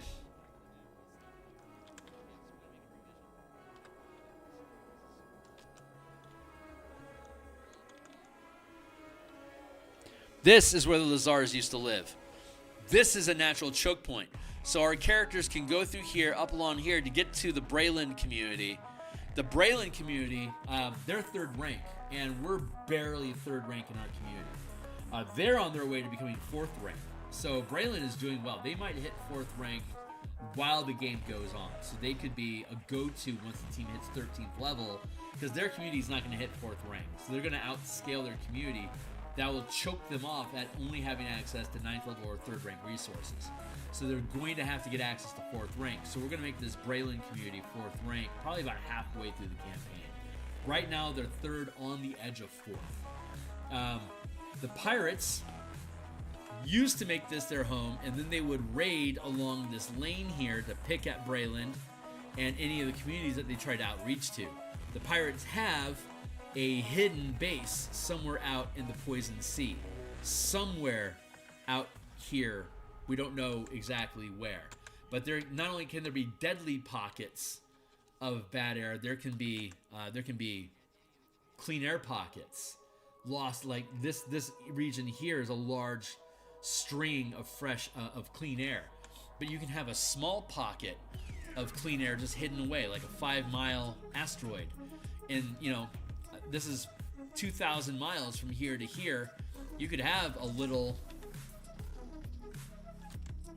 you know, 5-10 mile asteroid community here, and people might not ever run across it here, or because you don't want to spend time in the Poison Sea if you don't have to. But there can be any number of little communities dotted between these zones in between here. These lines that we see here, those are the orbits of the moons that surround Eberron. Here's Eberron at the center, occupying this 10,000 mile space. Here's the 12 rings of the 12 orbits of the moons that go around Eberron, and all the spaces in between these orbits is where the Tears of Sybaris hang. These are asteroid locations that are made out of rock, precious metal, and dragon shards. So being out here is shitloads of wealth. Like our community alone is mining electrum and iron, and there might be other resources out here that they haven't found yet. It's just there was 2 here, they built it. So these were areas that, you know, there's vast resources just laying all throughout these asteroid fields. So most of it's uncharted on this map currently, but there could be endless number of little pockets that exist out here and out here and here and here and here and here and here, all these little locations. There we go. So we know, let's see, is this the surviving population, or was this the previous population? Surviving population, thank you. Oh my god, okay, so they had a larger population. Yes. The Undying Court poached a large portion of the pirates' population. Is that true? No, they did poach some of them, though. Yes. They have poached up to 1,000. Yes. So, okay, I have up to 1,000 people have been poached from the Lazar community. So that gets Lazar into win to fight these fuckers. So I'm going to roll a D6, a D8, and a D10 to get 100s, 10s, and 1s.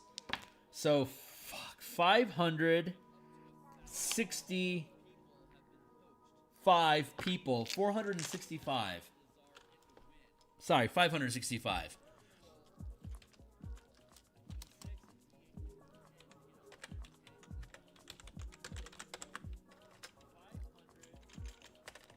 So 565 of the population has been enslaved.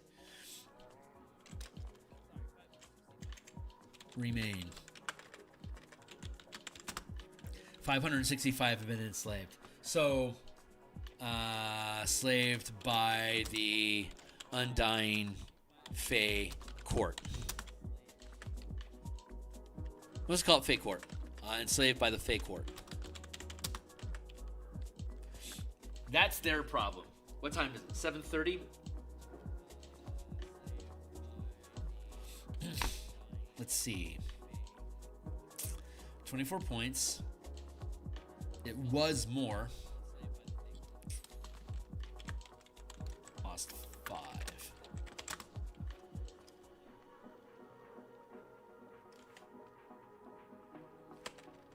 Oh no, their population is the same. Lost. They lost 1 point. That's not a lot. Let's see. Orders. Maintain lifestyle. Pirate raid.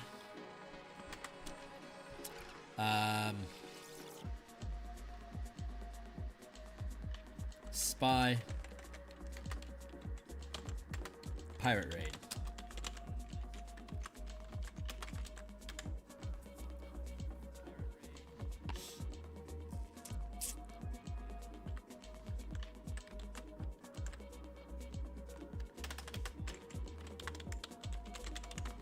Facilities. They have 24 points to spend on facilities and other perks. Let's see. The third rank, so I like to have as many points equal to their rank in their pocket. 3 points, spare pocket. To issue, if you get 4 orders, one has to be spent on maintaining a lifestyle, and then the other 3 can be whatever you want. If you spend additional Bastion points, you can issue additional orders as long as there's a facility that can execute the order, that can carry out that order. So, like, if I have one workshop, I can't order it to make a golem, like to make a mecha, and to research a wondrous magic item. I only have one workshop. I would need 2 workshops: one to make the mecha as a crafting order, and the other one to start empowering the wondrous item that I want. So if I had 2 workshops, I could issue one to each, but I can't double stack. So 3 spare pocket, that leaves me with 21 points. We're gonna have to have a lifestyle, probably 2 points lifestyle. A lifestyle is comfortable, which makes it decent enough to be a pirate. It's a stable enough life. So we're gonna automatically set that lifestyle, and a 3rd rank community can maintain a lifestyle for a month. So it's a week, month, season.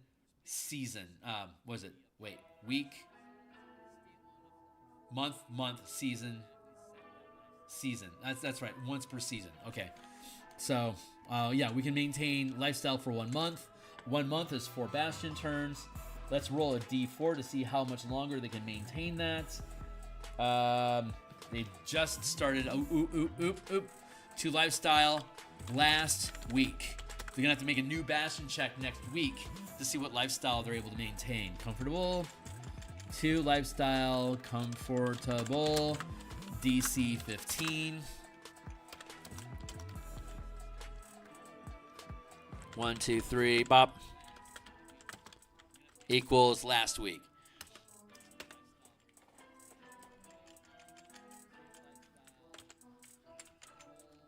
So that's 5 out of their 24. So they have 19 points left. 19 points to spend. We're going to want to have a guild hall, shipwright. That's going to be 3rd rank. We're going to want to have a storehouse, 3rd rank storehouse.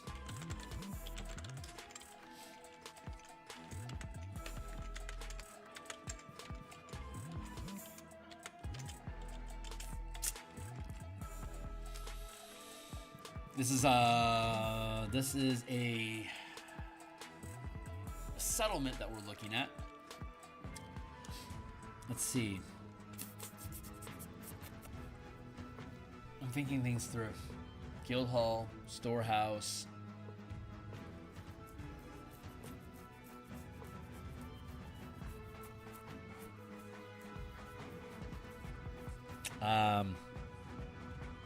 Barracks. 3rd rank for barracks. Which can be up to 1,000 first rank, 100 second rank, or 10 third rank. 3 barracks. 3 barracks. Let's see if we can afford to do that. 3, 6, 9, 12, 15. That leaves us with 4 points left over. Let's see. Government. That'll let us franchise.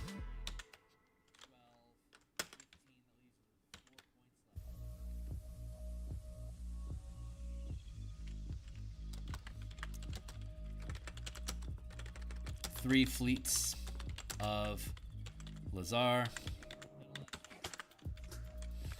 A government, the rank of your government is the number of secondary bastions, armies, or settlements you can command. So we're going to have a command citadel that oversees the community. The community itself has a government built into it so that it can then disperse itself amongst pirate fleets. You see how that works? 3, 6, 9, 12, 15, 18, 20, 23. That leaves us with 1 point left over. Garden for food.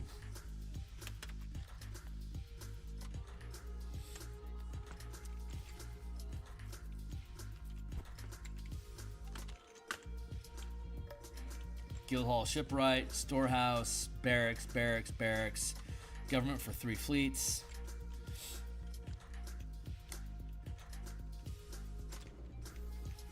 Let's go with Homefall. Homefall will be their hidden base, which will be a patch of fresh air somewhere hidden away. So, Homefall facilities, and then we're 3rd rank, so that means we're going to have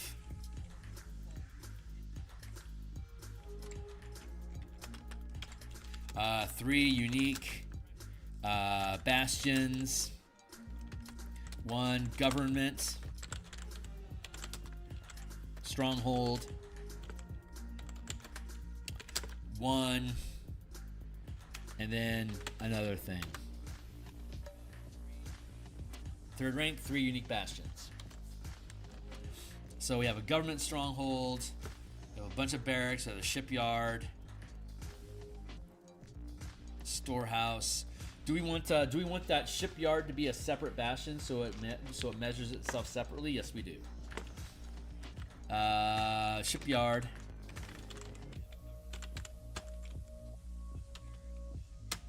And do we want some sort of like magical or holy facility? No, not specifically.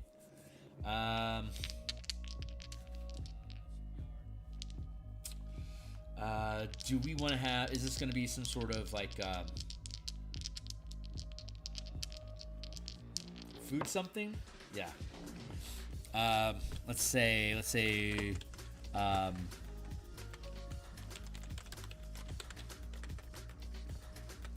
protein farm. So we have our shipyard, we have our protein farm, we have a storehouse there, we have garden here. Let's go with a we can get rid of the guild hall because that's going to be a separate, so that's going to give us a 3rd rank garden, and we can go with shipyard, government stronghold,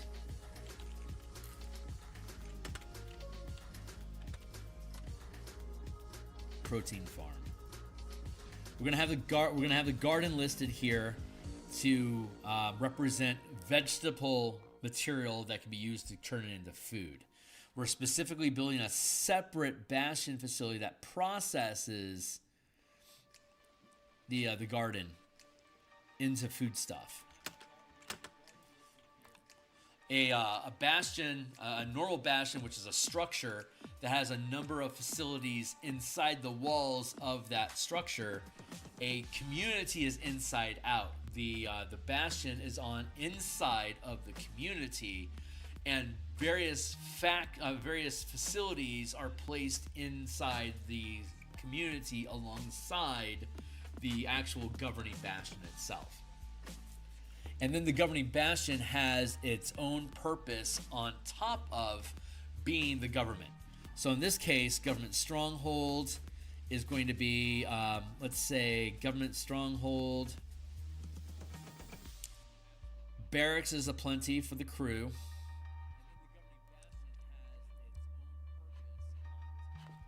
Is the stronghold in an elite barracks? Yes, it is.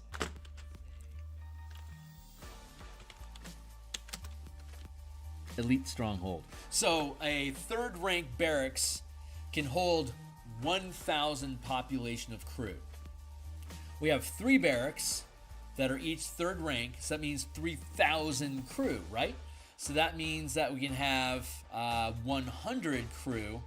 The remaining population, the 500 and some, aren't pirates. They're just normal people, farmers and shit like that. That's going to be the 3 fleets of Lazar. First fleet of Lazar equals 1,000 crew.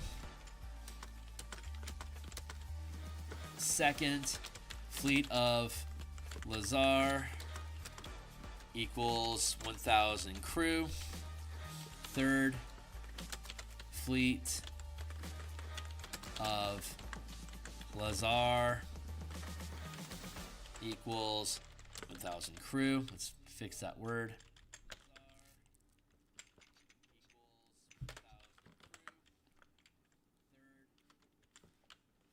So these barracks are where the population is coming from.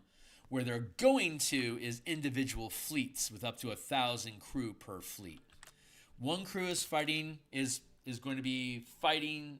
1 or 2 of the fleets are going to be fighting the Unseelie Court, and then the third fleet is going to continue with pirating operations, trying to gather resources to help fund the fleets that are in battle.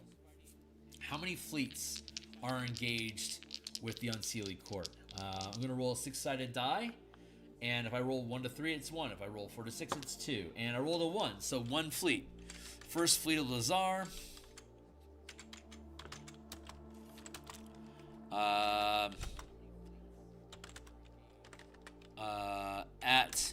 In frontline war with Unseelie Court. Pirate raids to nearby communities.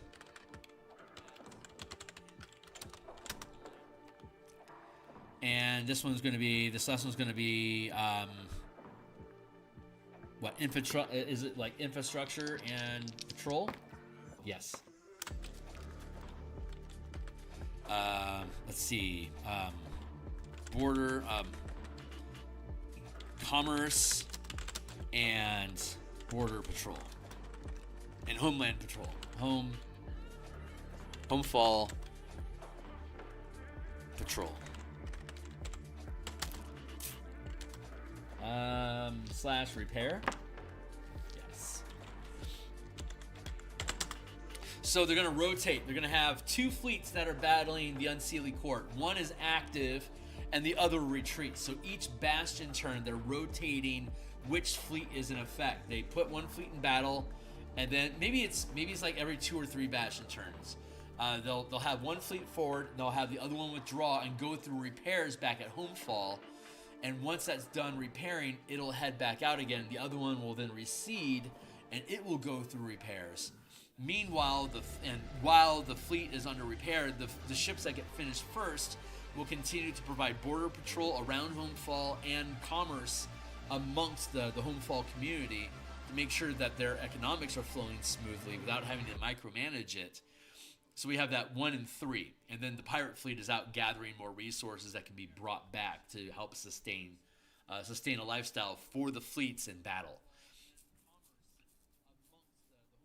Yeah, that feels pretty right to me. I like that. So we have the Homefall facilities, 3 unique bastions inside of Homefall, which is the elite stronghold, government capital. This is where the pirate like the ship captains, diviners, and political decision makers for the community operate amongst their and elite soldiers are trained. 1 shipyard, crafts and repairs ships and mecha. And then we have the protein farm, which processes plants and processes animal and plant materials for sustenance. And then on top of that, we have the secondary government facility, which is the 3 fleets that are represented by the barracks, holding 1,000 crew each. Those 1,000 crew are first-rank crew. From those first-rank crew, we have the elite stronghold, which will have second and third-rank commanders and captains overseeing those 1,000 crew. And we can have up to 528 of them, because that's how much crew we have left. We'll go with 100. We're going to go with 2. Yeah, we're going to go with 3 points into barracks. 3 points into barracks. It has to have it. It's third. It's going to be the elite stronghold. Let's call it a Heart of Spite. Capital.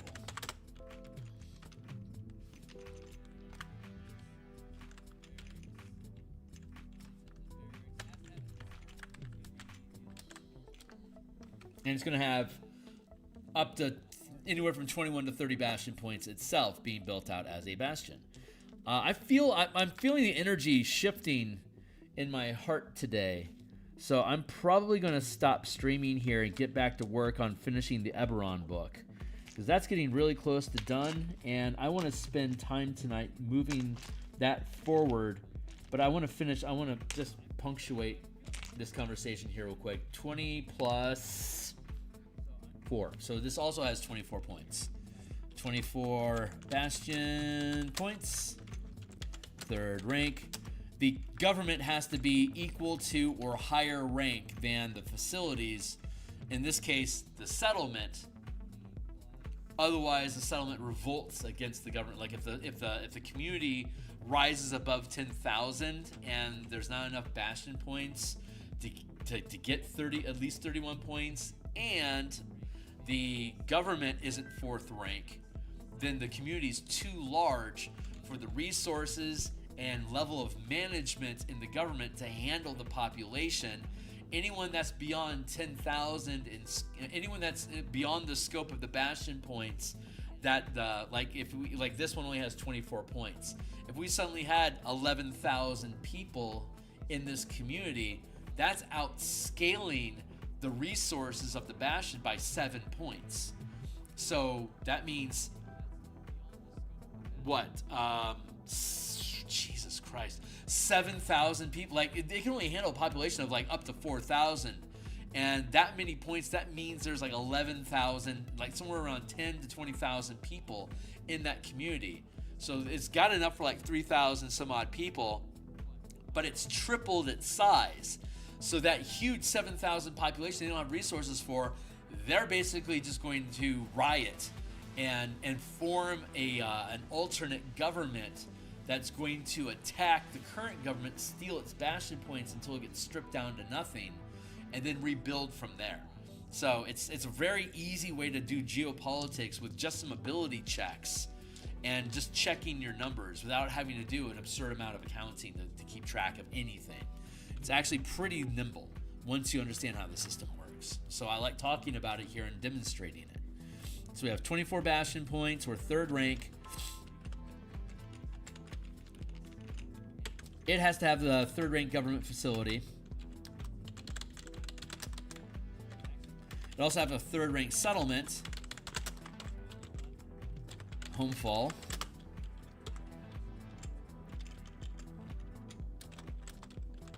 Equals a town. The government can oversee up to 3 other bastions, one or facilities. So the settlement counts as 1. We could have 2 separate fleets, but this just has room to spare. So if it incorporates more stuff, it could potentially. Oh, it's got 3 governments. It's got Homefall.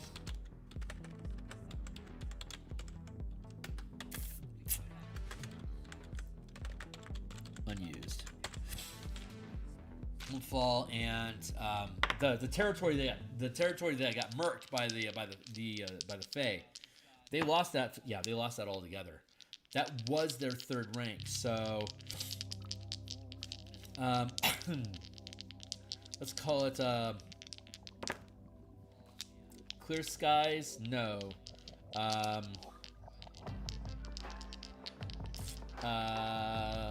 How about Emerald Shores? Yes.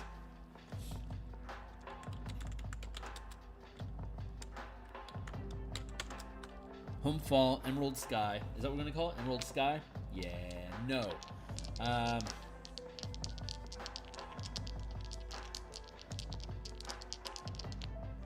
Azure Pillars? Cobalt Pillars? No. I'm trying to think of a name for the community. Is Pillars the right? Yes, Pillars is correct. Color? No. Substance? Yes. How about Iron? Iron Pillars. Nice.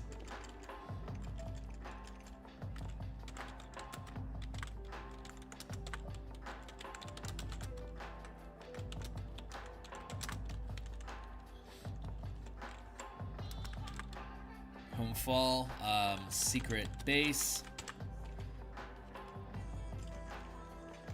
X. They have open space for another community. Throw 3, 6, 9, 12 equals 100 2nd rank. Captains equals 10 3rd rank admirals. Leaders. Let's see. We have Shipyard. The Shipyard is going to be Workshop, Guild Hall, Armory. Thank you, Timely Timer. Smithy, Laboratory, Mecha Hangar,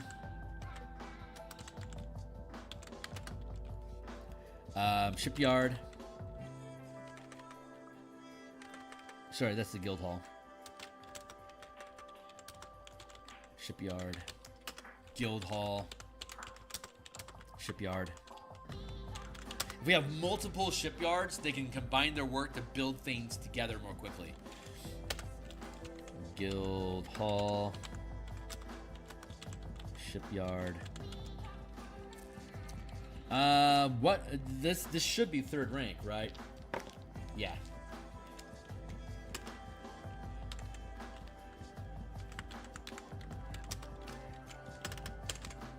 Strong military point. If this gets sabotaged or sieged, it would disrupt their ability to make ships until it gets repaired.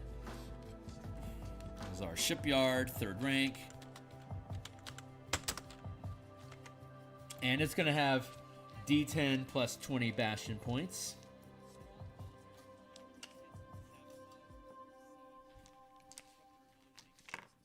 Thank you.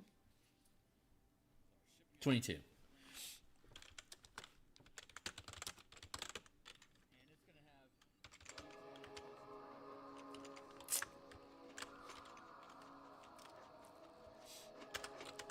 Facilities.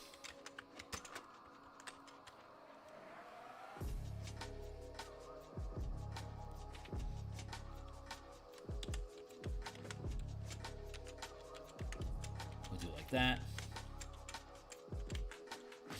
So we can get issued 3 orders. This has to maintain its own lifestyle for the well-being of the shipwrights. So it's going to be lifestyle, and it's going to be build ship, build ship, build ship.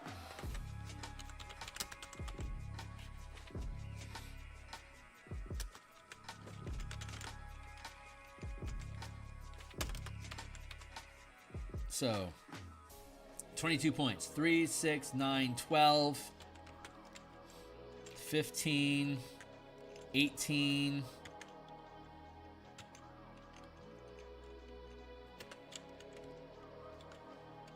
21. Let's fold the mecha hanger into the guild hall. We're 3rd rank, so we can do 4,000 gold worth of ship construction each month, and we can triple that to 3,000 to 12. No, it's 4,000. That's right, 4,000. With 3 shipyards, we can do 12,000 gold worth of production each week. So let's verify that. Let's verify that timing. Hold on. Let's go into our bastions. Bastion campaign. Let's kick down to crafting. Issuing orders. Craft. Oh, it's a month. Okay, so they can do 12,000 gold per month. Let's see. Let's go to our Spelljammer book. Let's go back up to the top.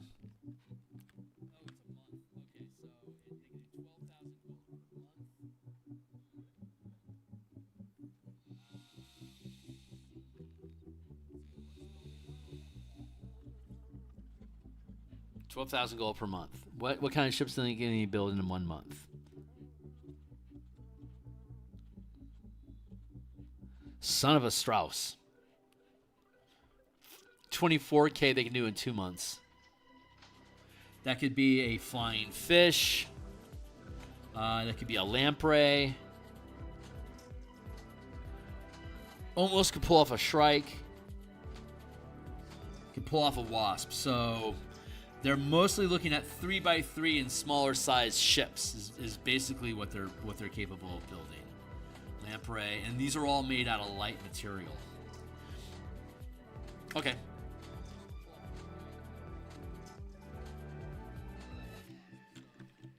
So 2x2. Let's hold on. Let's actually look at the actual size of ship they can build. Let's see. A 2x2 is going to be up to 100 feet in size. Cost is per 5 feet.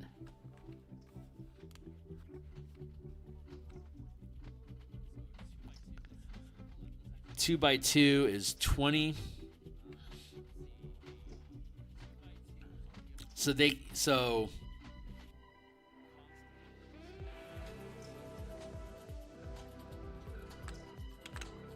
for 5 feet. So 24K divided by 1,000 is 24 5-foot squares. That's 120 feet. So those 3 shipyards together can build a 120 foot ship every month, or they can make one. Each can make an 80-foot ship each, like the size of a scorpion ship. So they're going to want to have smaller ships. So each of these, here, let's get this out of the way.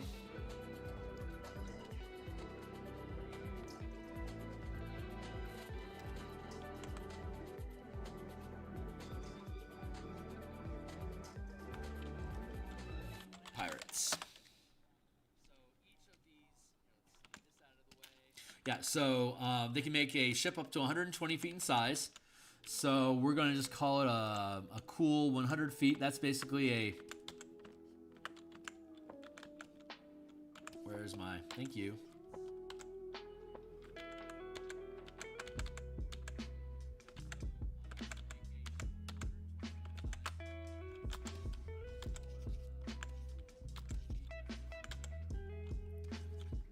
Why you new working, buddy?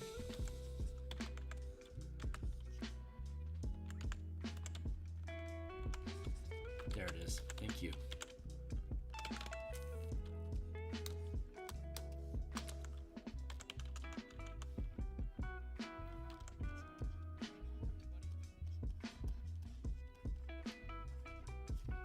All right. So they can make a ship that occupies a 3x3 space that's basically 120-ish feet in size. If each one of these squares is 50, there you go. That's basically your ship. And I've already decided I want to go with a squid motif for these. So they have the 5x5 squid ships.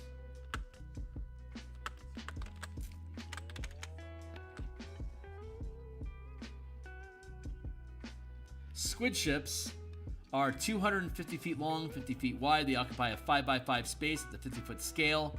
They have 500 hit points each. They have light wood material. They cost 50K to build. So we could make one of those, basically one every season. We can make a squid ship every season. Between the 3 shipwrights, they can make one squid ship. The squid ships represent the frigates.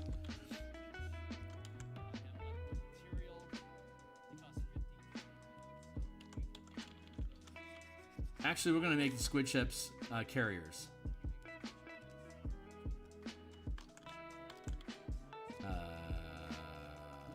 Squid ship.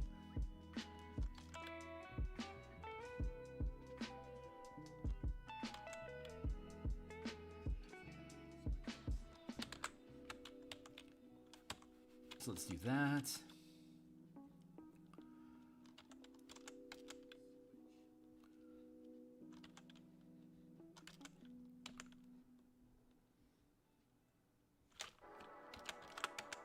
Transform.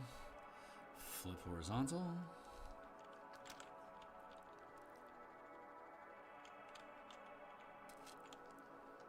Gunboats.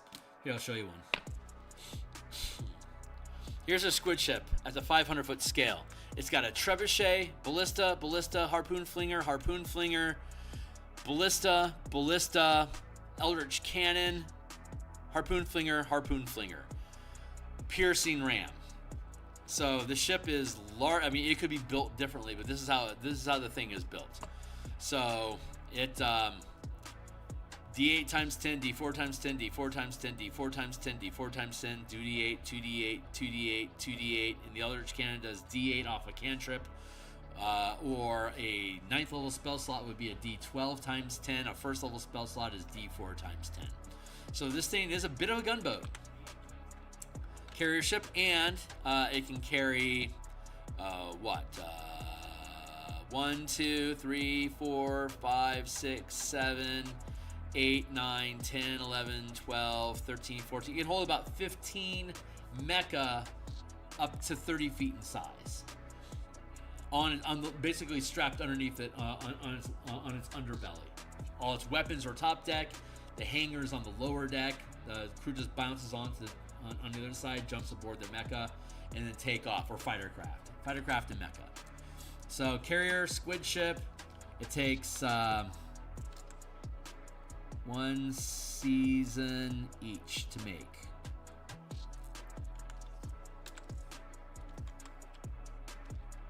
Merge down.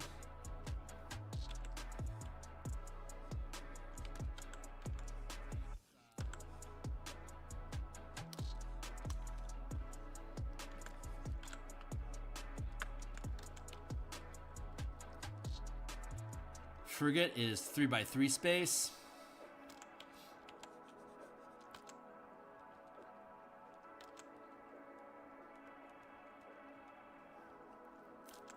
I'm just going to call this, let's call this an octopus.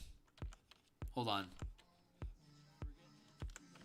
Let's look for some synonyms.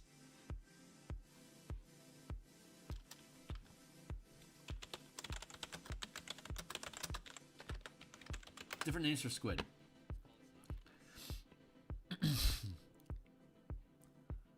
Sea arrows. Inkfish.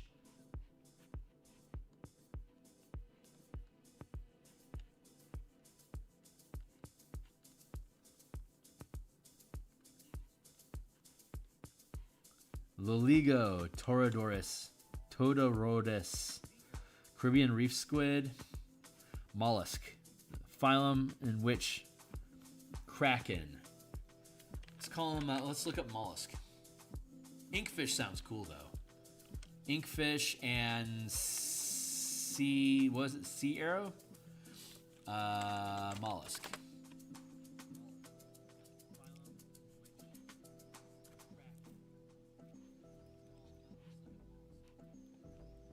Okay.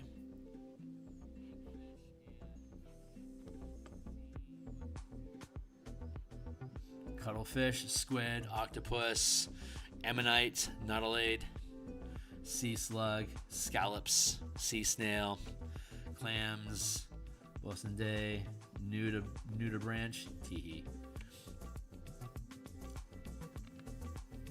elk, slug, oyster, mollusks. Not mollusk. Let's go with sea arrow. That sounds fun. Frigate, sea arrow.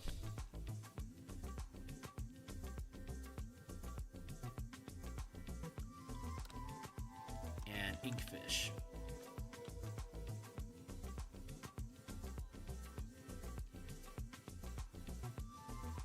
Sea arrow is 3x3. 1.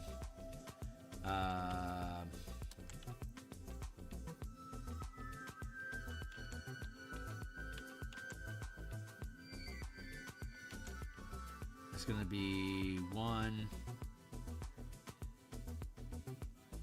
month to make that.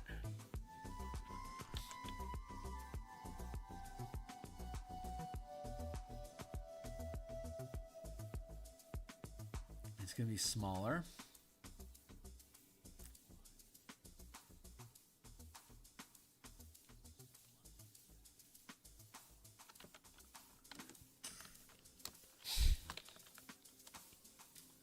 And then inkfish are going to be mecha.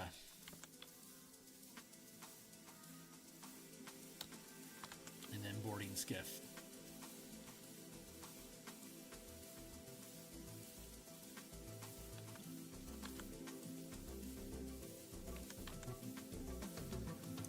And are those the 4 types that we had built? That we wanted to build? I think that should be it. Home ship, carrier, frigates, fighter. Oh, fighter craft.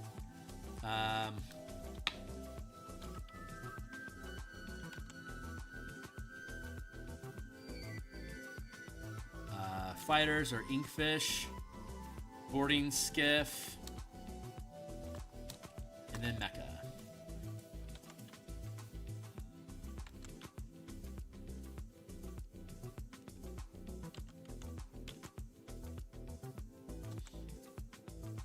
.30-foot mecha. Boarding skiffs are 50 feet. Inkfish. Fightercraft are 50 feet. Sea arrows 3x3, 125 feet.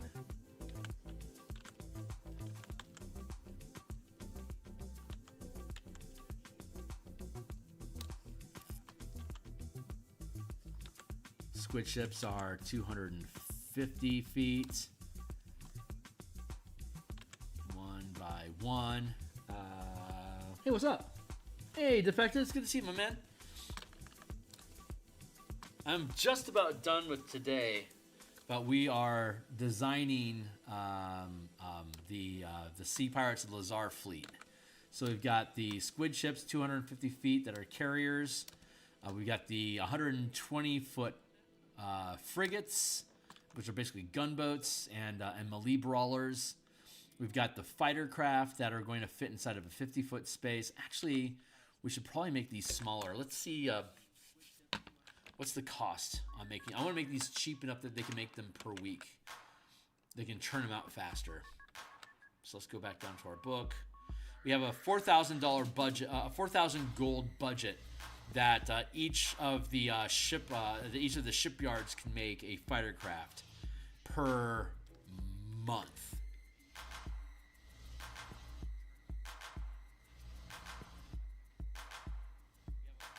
Per month. So 1 week I could do 4,000. I could do 1,000 gold per week. So what's the size and cost of the ship if I'm going to go with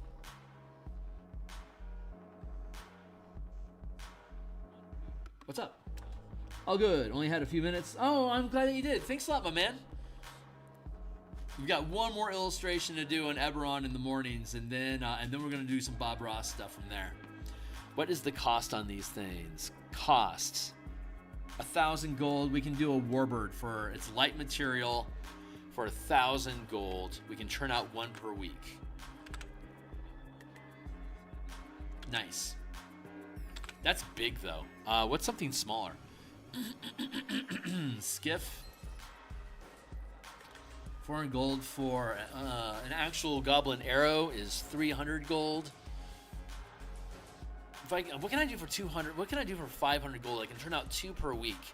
I can do 6 per week off of 3 shipyards. I can do a 3x3 with composite material. Because that'd be 450 gold, which is below our threshold per week. If I did 4x4, it'd be 600 gold, and that's beyond our capacity. We only be able to do 3 per week. So yeah, let's go with a 3x3 fighter craft.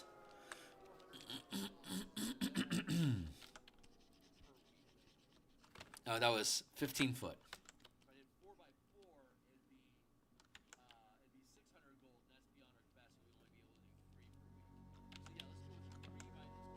We do 3 per week that way. Boarding skiff, that's going to be light material. That's going to be 3 per week. That's going to be comp. That's going to be light material. That's going to be light material. This is going to be light material. And then the mecha, 30-foot mecha.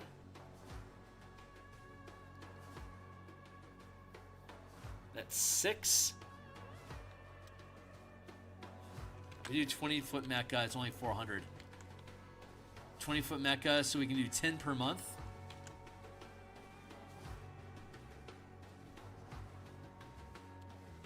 Or roughly, yeah, total output is 6 per week. Between the 3 shipyards, they can do 6 mecha per week. And that's going to be made out of,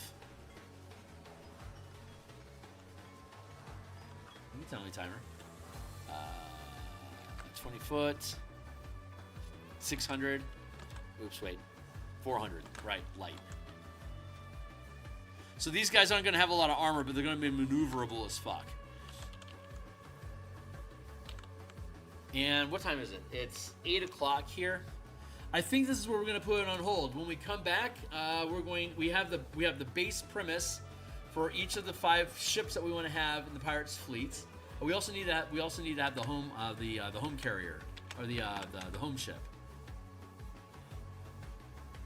Yeah, 1, 2, 3, 4, 5, 6. Right, carriers, frigates, boarding, and we need 1, 2, 3, 4, 5, 6. 1, 2. Blah blah blah. Bigger. We need bigger. Bigify me, buddy.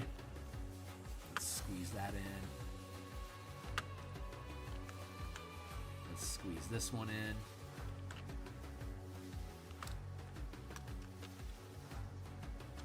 One, 2, 3, 4, 5, 6, 7, 8, 9.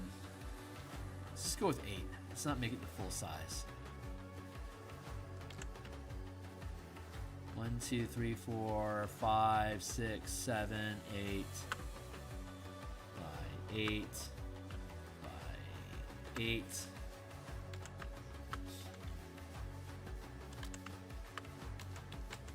I'm going to put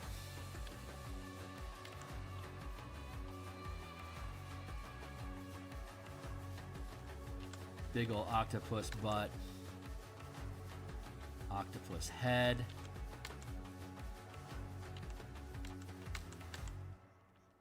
One, two, three. Let's just make it symmetrical for the lulz. That'll make it easier.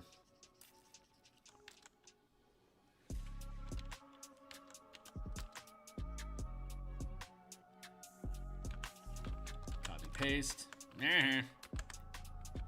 Copy paste. Free transform. Flip horizontal.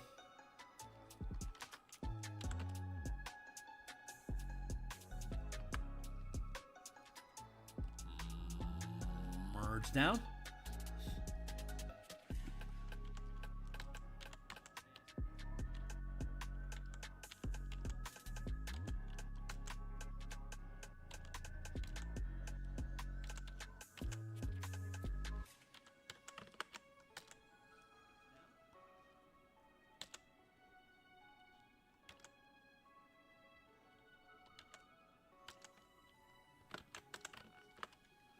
That's 5. That's 1, 2, 3, 4. 1, 2, 3, 4. So that's a 200 by 200. So basically, this octopus is going to look like this. It's just a fat sphere. 1, 2, 3, 4 by 4. It's going to have the head, and then it's going to have tentacles.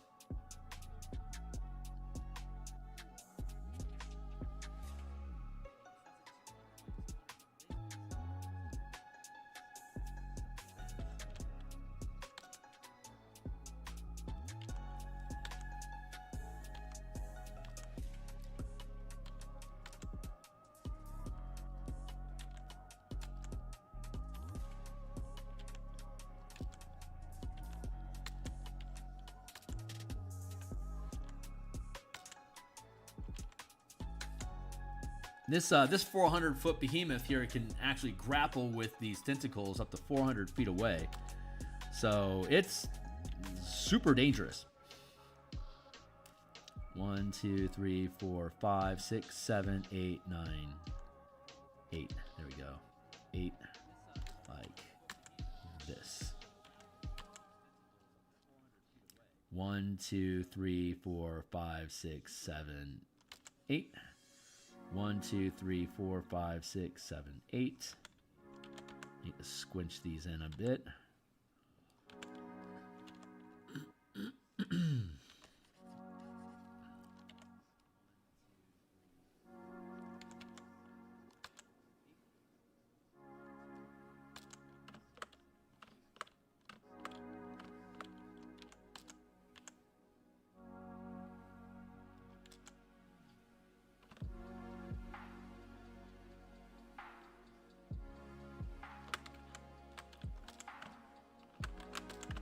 That's about where the central gravity plane should be. Here. No, wait. Here. There.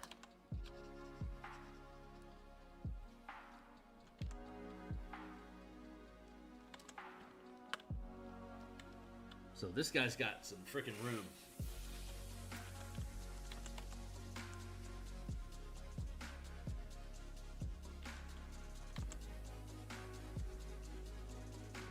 Flatten it off like that.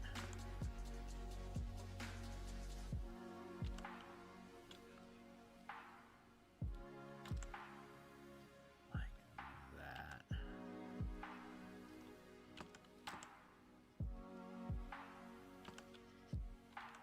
There we go.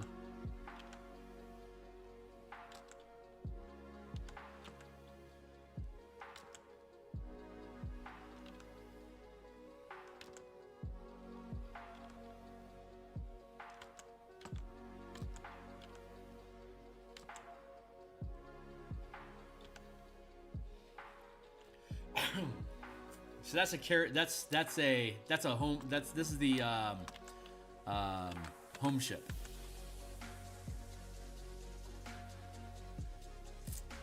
Octopus. No, we're gonna call this one calamari.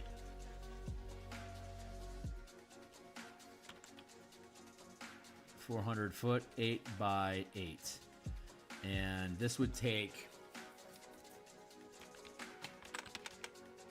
200 times. This is 200,000 gold to build one of these things. So it would take